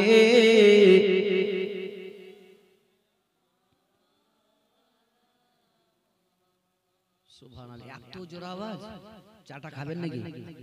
চাটা দেওয়া করাবো? যুবক যুবক ছেলে আছে দরুদ পড়বে জোরে জোরে, ভাই একটু চাটা খাওয়া ওদেরকে, একটু চা করে এসো, আদা দিয়ে লাল লাল করে গলাটা ঝাড়বে, দরুদটা পড়বে, ঠিক আছে? তবে বিশ্বের নবীজি আমার বললেন, বুড়িমা তুমি কি দোয়া করবে না? বলছে ইয়া রাসূলুল্লাহ আমি কখনো তার জন্য আমি দোয়া করব না। জোরে বলেন সুবহানাল্লাহ। আল্লাহর নবী দয়ার মুস্তাফা সাল্লাল্লাহু তাআলা আলাইহি ওয়াসাল্লাম বললেন, ওগো বুড়িমা তুমি হচ্ছ গর্ভধারিণী মা, তবে আমি কিতাবের মধ্যে পড়েছি রে বুড়িমা, যদি কোনো মেয়ে মানুষ বাচ্চা প্রসব করতে গিয়ে যদি ইন্তেকাল করে যায়, ওই মেয়েটি শহীদের দরজা পেয়ে যায়। জোরে বলুন। আল্লাহর নবী বললেন, ও বুড়িমা, কত কত মা বোনেরা আমার বাচ্চা প্রসবের জন্য যখন বাপের বাড়ি যায়, শ্বশুর বাড়ি থেকে, তখন দেখবেন যারা পরেশগার মুত্তাকি হয়, যাদের ভিতরে হিংসা থাকে না, ওই মেয়েরা শ্বশুরের কাছে শাশুড়ির কাছে গিয়ে ক্ষমা চায়, বলে মা গো আমি যাচ্ছি বাপের বাড়ি বাচ্চা প্রসবের জন্য, যদি আমার মৃত্যু হয়ে যায় মা, তবে আমি তো ক্ষমা চাইতে পাবো না, তবে তুমি আমার ক্ষমা করে দিও। পাড়াপড়শি মায়েদের কাছে ক্ষমা চেয়ে নেয়। আর যারা দেখবেন অহংকারী মেয়ে, কখনো শাশুড়ির কাছেও মাপ চাইবে না, শ্বশুরের কাছেও মাপ চাইবে না, পাড়াপড়শি মা বোনদের কাছেও মাপ চাইবে না। যেমনি বাবা তার বাপ মা আসলো আনার জন্য, ঠাউ ঠাউ করে চলে গেল। আল্লাহর নবী বললেন, বুড়ি মা যদি ওই মেয়েটি বাচ্চা প্রসব করতে গিয়ে মারা যায়, ওই মেয়েটিকে আল্লাহ রাব্বুল ইজ্জত শহীদের দরজা দিয়ে দেয়। আর যে মেয়ে বাচ্চা প্রসব করতে করতে এত কষ্ট পায়, এত কষ্ট পায়, আর চটপট করে যায়, বাচ্চা যখন দুনিয়াতে ভূমিষ্ঠ হয়ে যায়, ওই বাচ্চাটা যখন মা বলে চিৎকার করে কান্না করে, আর ওই কান্নার আওয়াজটা যখন মায়ের কানের মধ্যে চলে যায়, সঙ্গে সঙ্গে মা ওই বাচ্চার কান্নার আওয়াজ পেয়ে পিছনকার বেদনা সব ভুলে যায়। ভুলে না মা ভুলে যায়। মা তারাই জানে কষ্টটা কি, আপনারা আমরা কি বুঝবো ভাই? কি থাকে না বলো, তারাই মর্ম, তারাই কষ্ট, তারাই বেদনাটা জানে, তারা বুঝে, কিন্তু সেই মাকে আজকে আমরা লাত মেরে বাড়ি থেকে বার করে দিই। কি ভাই আজ বড় আফসোস আমার এই ভাইদেরকে, যে ভাইরা আমার এই জালসার আয়োজন করেছে, বলবো বাপ চলে গেছে, বর্তমান মা আছে, মাকে ভালোবাসো, মায়ের মতো মাকে দেখুন, বিবির মতো বিবিকে দেখুন। যতই আপনি বিবিকে ভালোবাসুন না কেন, মায়ের মতো পৃথিবীতে জগতে আর কেউ নাই। আছে আপনার স্ত্রীর সঙ্গে ঝগড়া করবেন, দেখবেন বাড়ি থেকে রেগে যদি পালিয়ে যান, তো বলে তুই যাবি যা, চলে যা। কিন্তু মা যদি বাচ্চা যদি পালিয়ে যায়, তো মা পিছন থেকে আড়াল থেকে দেখবে আমার কলেজার টুকরো গেল কোথায়। কি ভাই দেখবে না, দেখবে না, মা ছাড় কেন? তাই বলে মাই যে আমার ছেড়ে গেল জনমে লাগিয়া, আর কারে ডাকিব, আরে কারে ডাকিব মাগো মা বলিয়া, মাই যে আমার ছেড়ে গেল জনমে লাগিয়া, আর কারে ডাকিব, কে হায় হায় রে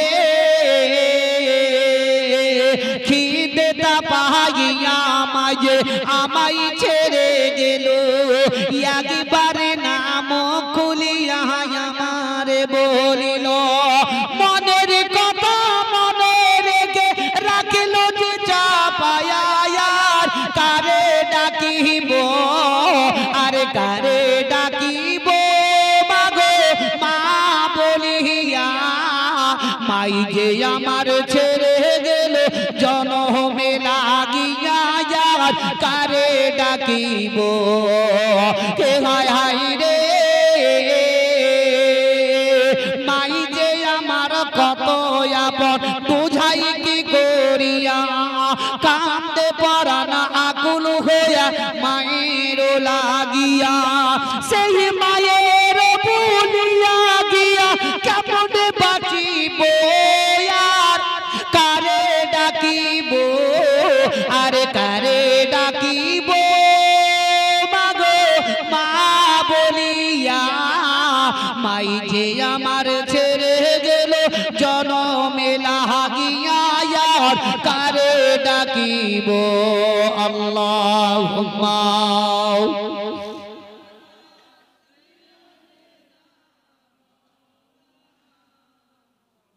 وعلى آل سيدنا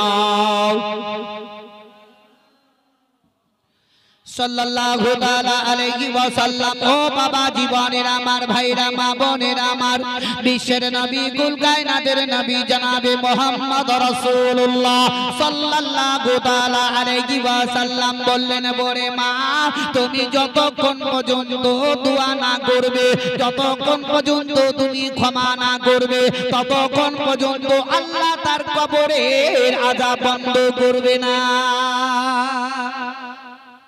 ক্ষুদ্র জ্ঞানে বলি আপনার সঙ্গে যদি আমার ঝগড়া হয় আমি যদি আপনাকে মাফ না করি আল্লাহ মাফ করবে? তাহলে আমরা পৃথিবীতে ঝগড়া কেন করি রাগারাগি করি কেন থাকি আমরা গিল্লা কেন করি ভাই মনের মধ্যে দুঃখ করি থাকি। একটা লোক বাজারে গেছে বাজার করতে সবজি কিনতে কিনতে তার কাছ থেকে 5 টাকা কমে গেল। ও বলছে ভাই আমার 5 টাকা কমে গেছে। তো দোকানদার বলছে ভাই তুমি নিয়ে চলে যাও আবার যখন বাজারে আসবে আমাকে 5টা টাকা দিবে। দেয় না বাকি? কিন্তু লোকটার ইরাদা হয়ে গেল কি বাকি নিয়ে যাব কিন্তু তাকে দিব না। কি মনে করেন যে কত লোকে ভাই নিয়ে চলে আসছে না? আচ্ছা ওই লোকটা যখন নিয়ে চলে এলো দোকানদার ছেড়ে দিল কয়েকদিন পর কিন্তু ওই লোকটা মারা গেল। কিন্তু দোকানদার তাকে মাফ করলো না আল্লাহ মাফ করবে? তাহলে সেটা ভাবে আমরা ভাব জানছি কিন্তু মানছি কোথায় বলো ভাই? আমি জোরহাত করে বলছি বাপ পরিবর্তন হন। এতদিন যা করেছেন সেগুলোকে ভুলে গিয়ে তোবাতিল্লাহ করে একবার আখিরাতকে চিন্তা করে জাহান্নামের আগুনকে স্মরণ করে একটু পরিবর্তন হন। নামাজ রোজাতে গুরুত্ব দেন। আরে নামাজ ছাড়া আমাদের আছে কি বলো? আছে কিছু? আমরা বসে বসে সময় যেখানে 10 মিনিট 20 মিনিট চায়ের দোকানে বসে কাটিয়ে দিই সেখানে না বসে যদি মসজিদে যাই আল্লাহর ঘরে যেটুকুনি পারবো সেইটুকুনি করব। আল্লাহ বলেছে ও আমার বান্দা বান্দিরা তোমরা যদি কোনো দোয়া দরুদ কিছুই যদি না জানো তবে কমসে কম নামাজের অবস্থায় দাঁড়িয়ে রুকুতে সাজদাতে আমাকে আল্লাহ আল্লাহ বলে ডাকো আমি আল্লাহ তোমার সেটাই আমি কবুল করে দেব। এত অফার দেওয়া সত্ত্বেও আমরা কেন করছি না বলুন? আজকে কত কত বয়স্ক লোক বসে পড়ে থাকছে না কিন্তু যাই না কেন? একবার কি ভাবেছে আমাকে মরতে হবে না? মরতে সকলকেই হবে। তো যাই হোক ও আমার ভাইরা বাপজিরা মা বোনেরা আমার ও দরদি মা জননীরা ওই সমাদে আল্লাহর নবী দয়ার মুস্তাফা বললেন ও গো বুড়ি মা তবে তুমি একবার maaf করে দাও তার জন্য একটু দোয়া করো। যতক্ষণ পর্যন্ত তুমি দোয়া না করবে আল্লাহ তার কবরের আযাব বন্ধ করবে না। বুড়ি তবুও বলে ইয়া রাসূলুল্লাহ আমি তার জন্য দোয়া করব না। নবী মুস্তাফা আমার ওই জায়গাতে একটি মাজেজা দেখিয়ে দিলেন। বুড়ির হাতে বাবা একটা লাঠি ছিল ওই লাঠিটা নেওয়ার পরে তার বেটার কবরে একদিক চাপিয়ে দিলেন আর একটা দিকে বুড়ির কানে লাগিয়ে দিলেন। আর যেমনি কানে লাগিয়ে দেওয়া নবী আমার বললেন বুড়ি মা যাও তোমাকে maaf করতে হবে না তুমি এবার বাড়ি চলে যাও। বুড়ি যেমনি একটি পা আগে দিকে দিল আর সঙ্গে সঙ্গে বাবা ওই কবরের ভিতর থেকে আওয়াজ আসতে লাগলো। আওয়াজটাই কি বলে বলে ওগো আমার গর্ভধারিণী মা আমি বড় ভুল করেছি মা তুমি আমাকে maaf করে দাও মা। ওগো মা তুমি যতক্ষণ পর্যন্ত মাফ না করবে আল্লাহ আমাকে মাফ করবে না, আমার কবরের আযাব বন্ধ করবে না। ওগো আমার গর্ভধারিণী মা, আমি আর সহ্য করতে পারি না। ও আমার ভাইরা বাপজিরা, আমার গর্ভধারিণী মা বেটার আওয়াজ শুনে মা সঙ্গে সঙ্গে লাঠি পেলে বুড়ি দয়ার নবীকে বলে, ইয়া রাসূলুল্লাহ, আমার বেটা বহুদিন থেকে মা মা বলে আমাকে ডাকেনি, আজকে যখন আমি মা শব্দ কবরের ভিতর থেকে পেয়ে গেলাম তখনই আমার ভিতরটা ঠান্ডা হয়ে গেল, আমার ভিতরকার দুঃখ বেদনা সব একদম ভুলে গেলাম। তবে আমি বলবো, মা গর্ভধারিণী মা কখনো বাচ্চাদেরকে ফেলে দিতে পারে না। আপনি যদি ভুল করে থাকেন সকাল বেলায় উঠে গিয়ে মার কাছে বসবেন, গর্ভধারিণী মাকে বলবেন, মা আমি বড় ভুল করেছি, মা তুমি আমাকে মাফ করে দাও। মা বলে যখন ডাক দিবেন, গর্ভধারিণী মা সঙ্গে সঙ্গে শব্দ আওয়াজ পেয়ে ভিতর ঠান্ডা হয়ে যাবে, আর ওই সময়তে বেটাকে মাফ করে দিবে। জোরে বলে সুবহানাল্লাহ। বলে ইয়া রাসূলুল্লাহ, ইয়া হাবিবাল্লাহ, নবী গো, আমার কলেজা টুকরো মা শব্দ শুনিনি, তবে আজকে আমি শুনতে পেয়ে গেছি, আমার ভিতরটা একদম ঠান্ডা হয়ে গেছে, আমার কলেজা টুকরোকে আমি মাফ করে দিলাম। আর যেমনি বলে দেওয়া সঙ্গে সঙ্গে তার বেটার কবরের আযাব বন্ধ হয়ে গেল, আল্লাহর নবীর মুখে মুস্কুরাহাত চলে গেল। সাহাবী বলে, ইয়া রাসূলুল্লাহ, ওগো আল্লাহর নবী গো, আপনার মুখের মধ্যে মুস্কুরাহাত চলে গেল। বিশ্বের নবী বললেন, ও সাহাবী, এই বুড়ি মা কবরে এমন করে তালা বন্ধ করে দিয়েছিল, এই তালা এখন খুলে গেছে, তার বেটার কবরের আযাব বন্ধ হয়ে গেছে, তেমনি আবার মুখে মুস্কুরাহাত এসে গেছে। তবে মায়ের মতো মা হতে হবে। মা বলি ডাকো, মা যতই অন্যায় করুক তবুও মা। কি ভাই, বাপ যতই কি বলুক না করো তবুও বাপ। বাপকে কোরআন বলছে, ওয়াবিল ওয়ালিদাইনা ইহসানাও, তোমরা মা বাপের প্রতি ইহসানই করো, মা বাপের পদতলেই জান্নাত আছে। জোরে বলো সুবহানাল্লাহ। এ ভাই আমার, বাপের প্রতি মহব্বত ভালোবাসা কতই আছে। তবে এটাও জানবেন কি, মৃত্যু ব্যক্তি মা কিংবা বাপ যদি পৃথিবী থেকে যায়, তারা বড় আশা করে কি আমার পৃথিবীর দুনিয়াতে ছেলেরা বেঁচে আছে, আমার নামে দান খায়রাত করবে, আমার নামে মিলাদ মাহফিল করবে, আমার নামে দোয়া খায়র করবে, নামাজ পড়ে দোয়া করবে, বড় আশা করে থাকে। কিন্তু আজকে বড় আফসোস ভাই, কিন্তু আমরা তাদের জন্য আমরা দোয়া করতে পারছি না। কি ভাই, আর যদি আমরা সেই পরিবর্তন, যদি এই শিক্ষাটা নিতে পারতাম, তাহলে আমরা দোয়া করে আমাদের ছেলেদেরকে শিখাতাম, আমি মরে গেলে আমার ছেলেরা দোয়া করবে। একটুকু দেখেন, খুব গভীরভাবে চিন্তা ভাবনা করি কি বাস্তবতা তাই। আজকে আমরা কবরে যাব, একটু দোয়া করে খাইর করে আসবো, কিন্তু তা নয়। কিন্তু আমরা নিজেকে নিয়ে খুব গর্ব মনে করছি। যাই হোক, আল্লাহ রাব্বুল ইজ্জত আমাদের প্রত্যেকটি মানুষকে সঠিক পথে ঈমানের সহিত নিয়ে তৌফিক ইনায়াত করুক। জোরে সোরে ভক্তি ভরে একবার দরুদ পাক পড়ুন, আল্লাহুম্মা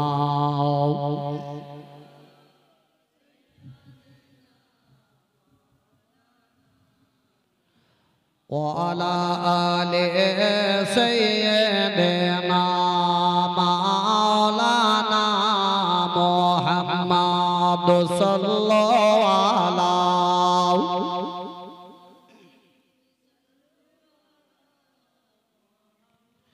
हर दम जबान से निकालो पाक नामे मोहम्मद, हर दम जबान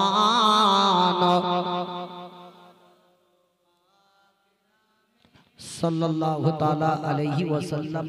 রাত্রি তো খুব ছোট্ট হয়ে যায়, কি ভাই শেষ করব না? বলো হলো। হ্যাঁ, যাই হোক, মহব্বত ভালোবাসা আছে ভাই, যাই।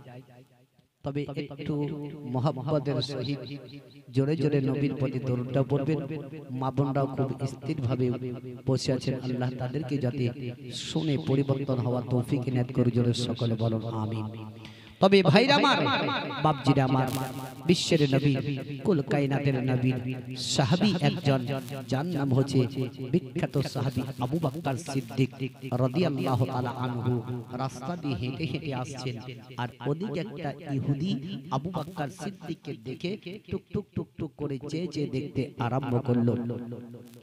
তবে শায়রে কোন বলে, জানতে বড় ইচ্ছা করে আমার হে আগো, জানতে বড় ইচ্ছা করে আমার হে আগো, তুমি যখন এলে গো মায়া মিনার কোলে, তুমি যখন এলে গো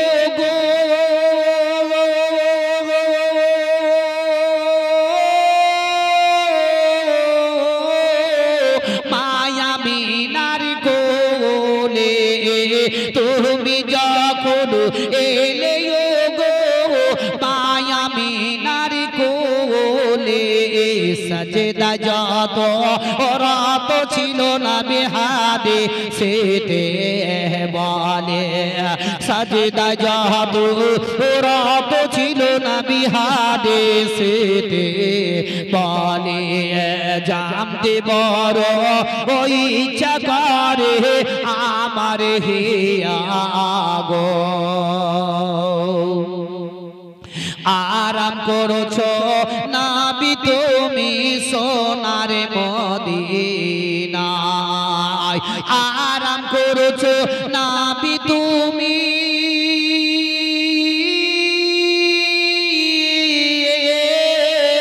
সোনার মদিনায়,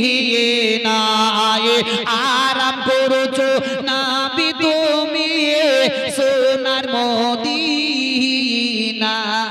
টাকা নাই মোর পয়সা নাই মোর যাইব কেমন করে, টাকা নাই মোর পয়সা নাই মোর যাইব কেমন করে, জানতে বড় ওই ইচ্ছা করে আমার হে আগো।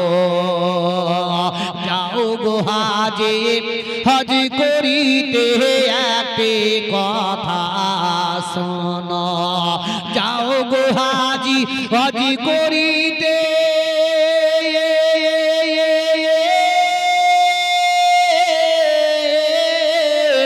একটি কথা শোনো, যাও গো হাজি হজ করিতে একটি কথা শোনো, আমার সালাম পৌঁছে দিও নবীজির রওজায়, আমার সালাম পৌঁছে দিও নবীজির রওজায়, জানতে বড় ইচ্ছা করে আমার হে আগো, এমন দয়া করো নবী ইব্রাহিমের উপরে, এমন দয়া করো নবী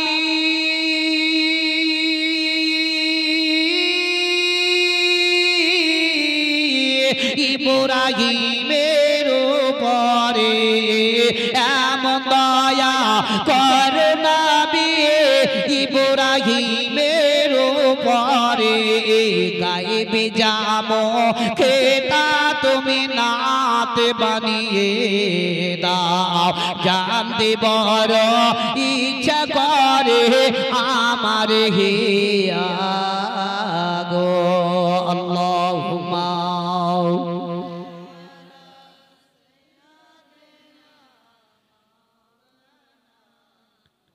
وعلى آل سيدنا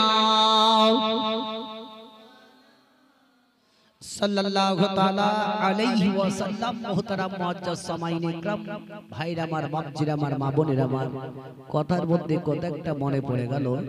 যেমন দেখো, অনেকে আমাদের পৃথিবীতে মানুষ আছে কি আজ পর্যন্ত মসজিদের ভিতরে ঢোকেনি, নাই।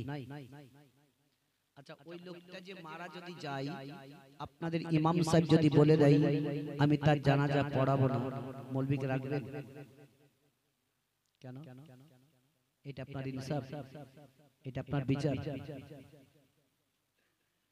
সূক্ষ্ম বিচার করুন। ওই লোকটা তো নামাজ পড়লো না, পরহেজগারি মুত্তাকি, আল্লাহর ইবাদত করলো না, তার জানাজা পড়বো না বলে যদি মৌলবি বলে দেয়, তাকে 2-3 দিনের মধ্যে আলাপ আলোচনা করে মোররা ভিতর ভিতর গ্রামের লোকে দেখবেন তেড়ে দেবে, বলে হাঁটাও। আরে ইনসাফে মুসলমান, কিন্তু একবারও তো বললে নাকি ঠিকই বলেছে, ওই লোকটা নামাজ পড়েনি, এ জানাজা পড়াবো না, কি বলবেন? ওইটুকু দেখবেন এমন এমন লোক আছে কি আজও পর্যন্ত পুরো হয়ে গেছে লাঠি নিয়ে, কিন্তু গাড়িতে চাপেইনি কোনোদিন।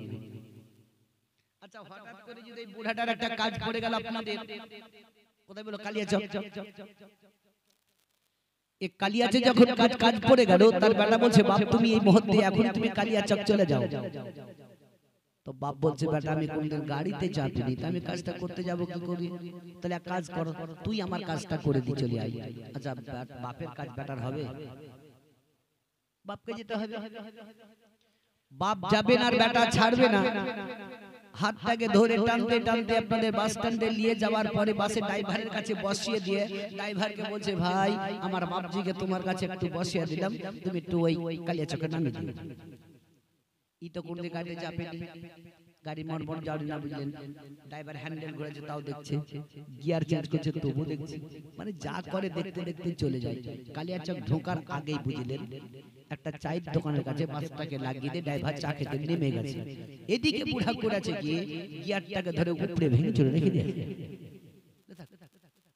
ভেঙে টেঙে দেওয়ার পরে চুপচাপ বসে আছে। ড্রাইভার চাটা খেয়ে আসার পর গাড়ি স্টার্ট করার লেগে গিয়ারে হাত দিয়েছে, তো গিয়ার ভাঙা।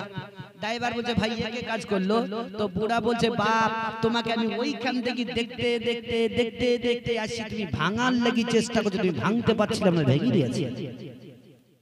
কিন্তু ভাবলে না কি এটা গিয়ার চেঞ্জ করছে, ও মনে হয় হিলা হিলি করছে, ভাঙালে ও যদি গাড়িতে চাপতো তাহলে গাড়ির মর্মটা জানতো। কি ভাই, আমার বলার উদ্দেশ্য হচ্ছে হে মুসলমান, যতক্ষণ পর্যন্ত আমরা ইসলামের ভিতরে না ঢুকবো ততক্ষণ পর্যন্ত ইসলামের মর্মটা বুঝতে পারবো না। ঢোকার চেষ্টাটা করুন, ওপর ওপর লাফিয়ে কুদিয়ে কোনো লাভ হবে না। চিন্তা ভাবনা করে দেখে একটু পরিবর্তন হন। আল্লাহ যাতে আমাদের প্রত্যেকটি মানুষকে হাদিস ও কোরআনের দিকে নিয়ে যাওয়ার তৌফিক এনায়েত করে। জোরে সকলে বলুন আমিন। যে বিশ্বের নবীর সাহাবী যার নাম হচ্ছে হযরতে আবু বকর সিদ্দিক রাদিয়াল্লাহু তাআলা আনহু, তিনার বেটি হযরতে আয়েশা সিদ্দিকার বাড়ির দরজাতে গিয়ে আওয়াজ দিলেন। আয়েশা বলছেন কে? আবু বকর সিদ্দিক রাদিয়াল্লাহু তাআলা আনহু বললেন বেটি আয়েশা আমি তোমার আব্বা আবু বকর, দরজাটা একবার খুলে দাও। জোরে বলুন, পেচকার যোগে বলুন। আবু বকর বলছেন বেটি আমি তোমার আব্বা, খুলে দাও। ওই সমাজে আবু বকর সিদ্দিক বললেন বেটি দরজাটা একবার খুলে দাও, খুলে দাও, খুলে দাও, খুলে দাও। আয়েশা সিদ্দিকা রাদিয়াল্লাহু তাআলা আনহা চট করে বাবা আসার পরে দরজা যেমনি খুলে দিলেন, আবু বকর সিদ্দিক বললেন ও বেটি আয়েশা সিদ্দিকা তুমি হচ্ছ বিশ্বের নবীর বিবি, তবে তুমি জানো সব কিছু। নবী আমার কোথায় যান সেটাও তুমি জানো, নবী আমার কি কাজ করেন সেটাও জানো, নবী আমার কোথায় কি করছেন সেটাও জানো। এ আয়েশা সিদ্দিকা তুমি উঠতে বসতে চলতে ফিরতে নবীর সব কিছু তুমি জানো। তবে বেটি গো, নবী মুস্তাফার কোন কাজ যদি আমার কাছ থেকে ছুটে যায় সেটা একবার তুমি প্রকাশ করে দাও, আমি নবী মুস্তাফার ওই সুন্নতটা আদায় আমি করে নিব। আয়েশা সিদ্দিকাকে বলছেন বেটি তুমি হচ্ছ নবীর বিবি, নবী কোথায় যান সেটাও জানো, নবী কি করেন সেটাও তুমি জানো। যদি কোনো কাজ যদি ছুটে গেছে একবার তুমি আমাকে বলো, আমি নবীর সেটা সুন্নত আদায় করে নেব। সাহাবীরা বেছে বেছে করেছেন, আর আজ আমরা জানা সত্ত্বেও আমরা করছি না। করছি ভাই? এখন আমাদেরকে শুনতে ভালো লাগছে, মৌলবি বললে আরো ভালো লাগে, কিন্তু কাল সকাল বেলা ভুলে যাবেন, নিজের নিজের কাজে হাজির হয়ে যাবেন। কি ঠিক না বে? ঠিক হ্যাঁ, আপনারা সারা রাত বসে থাকেন, আমি সারা রাত বকবো তবু ভালো কি, কিন্তু সকালে বলে যাবে। সব ভুলে যাবে। এখান থেকে উঠে গেলে চলে গেল। ফজরে যে এই জালসা মিলাদ শুনে যে ফজরের নামাজটা পড়তে যাব, হবে? যাবে যাবে। তাহলে বলো আমরা বসে বসে রাত জেগে এখানে থেকে আমরা কি তাহলে ফায়দা করছি? যদি পরিবর্তনই যদি না হবো, হাদিস কোরআন যদি শুনে যদি আমরা যদি না চলতে পারি, তাহলে কি আমরা শিখলাম? আয়েশা সিদ্দিকা বললেন, বিশ্বের নবীর দিকে লক্ষ্য করে স্মরণ করে ওই সমাদে আয়েশা সিদ্দিকা রাদিয়াল্লাহু তাআলা আনহা বিশ্বের নবীর দিকে লক্ষ্য করে তিনার আব্বার দিকে তাকিয়ে তাকিয়ে তাকিয়ে তাকিয়ে তাকিয়ে আয়েশা সিদ্দিকা কাঁদতে লাগলেন। আয়েশা সিদ্দিকা রাদিয়াল্লাহু তাআলা আনহার দুই চোখ দিয়ে পানি পড়তে লেগে গেল। আবু বকর বললেন, ও বেটি আয়েশা সিদ্দিকা, কেন তুমি কান্না করো গো? আমি এমন কোন কথা জিজ্ঞাসা করিনি, তবে এইভাবে কেন কান্না করো? একবার তুমি খুলে বলে দাও। আয়েশা সিদ্দিকা রাদিয়াল্লাহু তাআলা আনহা বললেন, ওগো আব্বা জান, আমার বিশ্বের নবী, কুল কায়নাতের নবী জনাবে মুহাম্মদ রাসূলুল্লাহ সাল্লাল্লাহু তাআলা আলাইহি ওয়াসাল্লাম এমন একটা কাজ করে আজ পর্যন্ত কোন সাহাবীরা জানে না। আবু বকর বললেন, ও বেটি আয়েশা সিদ্দিকা, তবে এমন কি কাজ নবী মুস্তাফা করে আজ পর্যন্ত আমরা কেউ জানি না, আমরা কেউ দেখিনি, একবার বলো বলো। আয়েশা বললেন, ওগো আম্মা জান, আমার বিশ্বের নবী, কুল কায়নাতের নবী, নবী মুস্তাফা রোজানা রাত্রি বেলাতে হালুয়া নিয়ে এই রাস্তা ধরে চলে যায়। ওই জঙ্গলের ভিতরে একটা লোক আছে গো আব্বা, তার মুখের মধ্যে দাঁতগুলা খসে খসে খসে খসে গেছে, তার হাতের নখগুলা খসে খসে খসে যায়, শরীরের মাংস গোস্ত গোলা খসে খসে যায়। ইয়ার ও গো আব্বা জান, তবে আমার বিশ্বের নবী ওই লোকটার কাছে গিয়ে প্রত্যেক দিন হালুয়া খাওয়িয়ে চলে আসে। নবী প্রত্যেক দিন গিয়ে লোকটাকে হালুয়া খাওয়িয়ে আসতেন। আবু বকরের চোখ দিয়ে পানি পড়ে গেল। জোরে বলো। আজ আমাদের দরবারে কোন যদি কোন সাইল আসে, আমরা সেভাবে তাকে দিই? গরিব বলে আমরা অহংকার করে তাকে তাড়িয়ে দিই। কি কোরআন আল্লাহ বলেন, ওয়া আম্মা সাইলা ফালা তানহার, তোমার নিকটে যদি কোনো সাইল আসে তারে কখনো খালি ফিরাবে না, যেটা পারবে সেটাই তাকে দিবে। জোরে বলো সুবহানাল্লাহ। আজ আমাদের দাঁড়িয়ে দাঁড়িয়ে কত গরিবী মানুষ খেতে পায় না, তাদেরকে তো আমরা লক্ষ্য করছি, তাদেরকে আমরা দেখে ঘৃণা করি। কত কত টাকা পয়সাওয়ালা ধনীওয়ালারা, টাকাওয়ালারা, বড় লোকেরা যদি কোন একটা গরিব মানুষ যদি একটু টাচ লেগে যায় শরীরের মধ্যে, তাড়াতাড়ি ঝাড়ে। কি ঝাড়ে না? ঘৃণা করে। এই ওই গরিবটাও যাবে মাটির নিচে 3.5 হাত জায়গায়, তুমিও যাবা সেই জায়গাতে 3.5 হাত জায়গায়। ভেবে কখনো দেখেছো? ওই গরিবী লোকটা যদি মসজিদের মধ্যে নামাজ পড়তে যায়, তারও নাম হবে মুসল্লি। তুমি যতই টাকা পয়সাওয়ালা হও, তুমিও যদি মসজিদে যাও, তোমারও নাম হবে মুসল্লি। হবে না? হবে না? তুমি মনে করবা নামাজে মসজিদের মধ্যে গিয়ে ওই লোকটা যদি তোমার সাইডে দাঁড়ায়, তখন তুমি তাকে হটাতে পারবে না। পারবে ভাই? আমরা যদি প্রত্যেকটা মানুষ জেহেনটাকে যদি খাটাই, আমরা পরিবর্তন হব। ওই সমাজে আয়েশা সিদ্দিকা বললেন, আমার বিশ্বের নবী প্রত্যেকদিন হালুয়া নিয়ে খাওয়াই। আবু বকর সিদ্দিক রাদিয়াল্লাহু তাআলা আনহু বললেন, ও বেটি আয়েশা সিদ্দিকা, তবে আমার বিশ্বের নবী,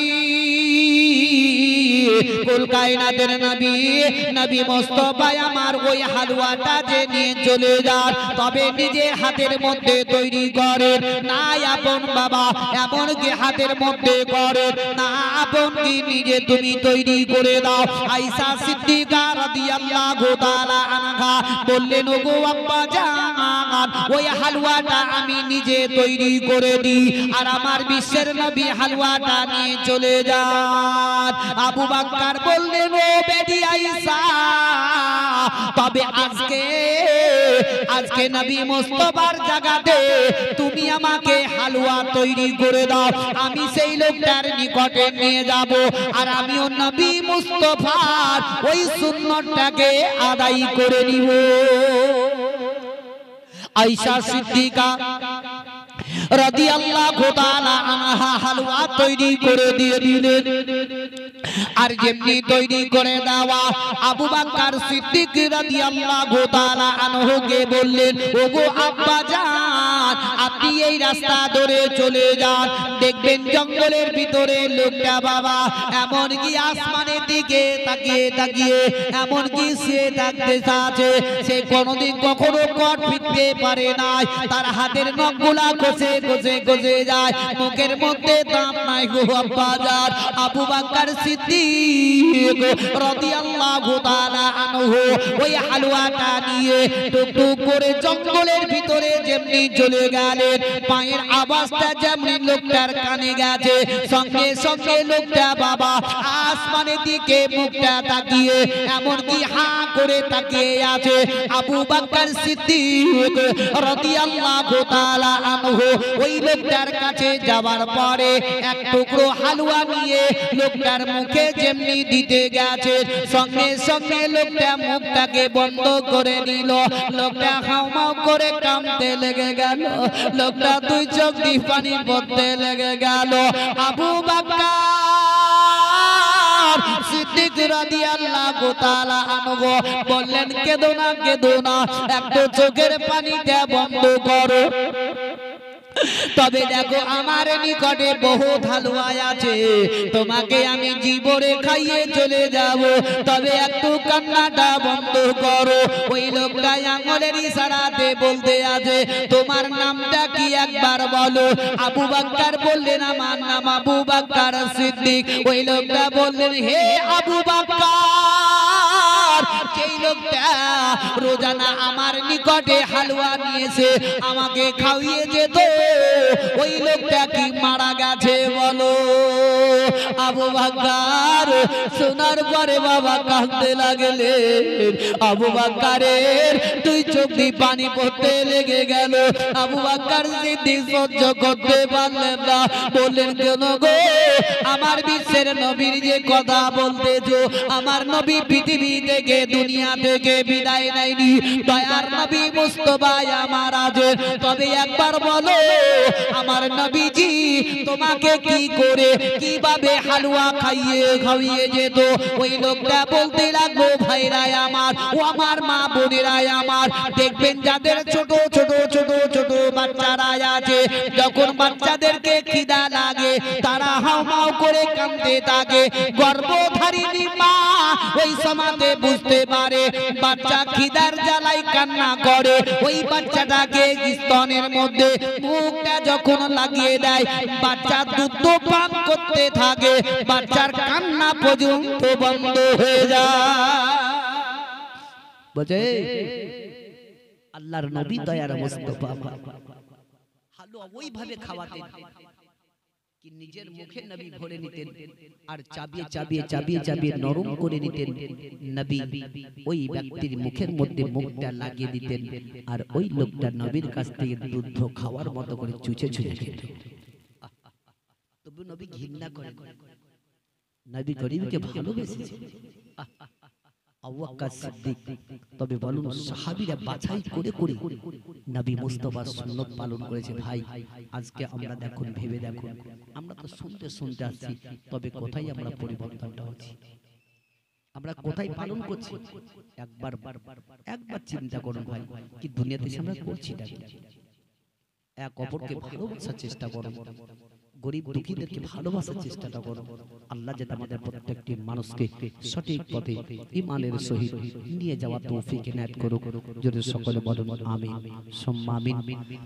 যে বিশ্বের নবীর সারে বলে, নৌকার মাঝি পার করে দে, দেরি করিস না, জিয়ারতে যাব আমি সোনার মদিনায়, বহু হাজি চলে গেল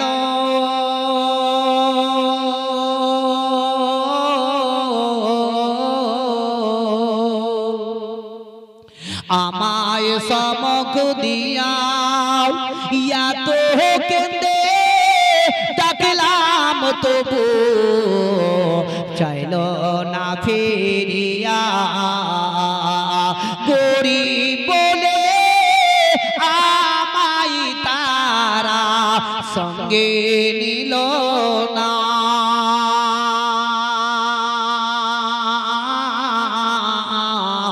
নৌকার মাঝে পার করে দে দেরি করিস না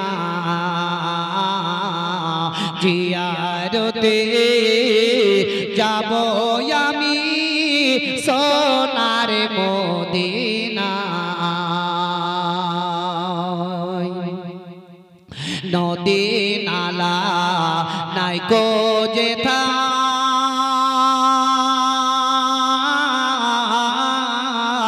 নাই গো গাছের ছায়া তবু প্রাণের উতুলে উঠে আমার নবীর দাসের মায়া। সেই নবীজির ইশকে আমি হইলাম দিওয়ানা।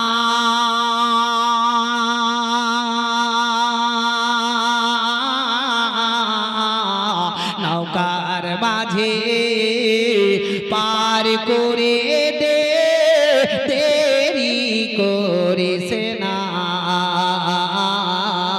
জিয়ারতে যাব আমি সোনার মদিনায়।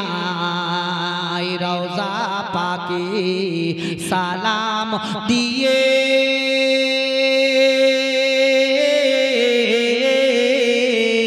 করব মোনাজাত ও যদি নবী রোজ হাসরে করিন সাফায়াত তবে প্রাণে মিটবে আশা বুঝবে বেদনা।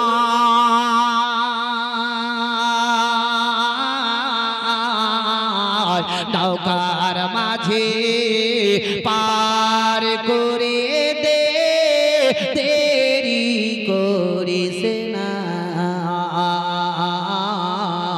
জিয়ারতে যাব আমি সোনার মদিনায়। আল্লাহুম্মা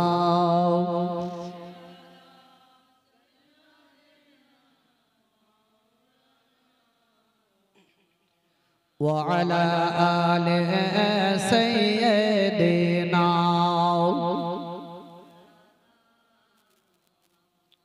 সাল্লাল্লাহু তাআলা আলাইহি ওয়াসাল্লাম। বাপজিরা আমার পড়েছি আপনাদের সম্মুখে ওয়াবিল ওয়ালিদাইনা ইহসানাও, তোমরা মা বাপের প্রতি ইহসানি করো, মা বাপের পদতলেই জান্নাত আছে, জোরে বলো সুবহানাল্লাহ। আর দ্বিতীয় আয়াত পড়েছি ওয়া আম্মা সাইলা ফালা তানহার, যদি তোমার নিকটে কোনো সাইল আসে তারে কখনো খালি ফিরাবে না। যদি আজকেও আমরা মানুষ প্রত্যেকটা মানুষে আল্লাহর নিকটে সাইল হয়ে যদি হাত পাতে আল্লাহর কাছে চাই তো আল্লাহও কখনো খালি ফিরাবে না। কি ফিরাবে ভাই? এবার শেষ কারে আহু যখন নাই ভাই, বুঝেছে? মানে কি 11টা বাজলো 12টা কাছাকাছি হলো তখন মানুষেরও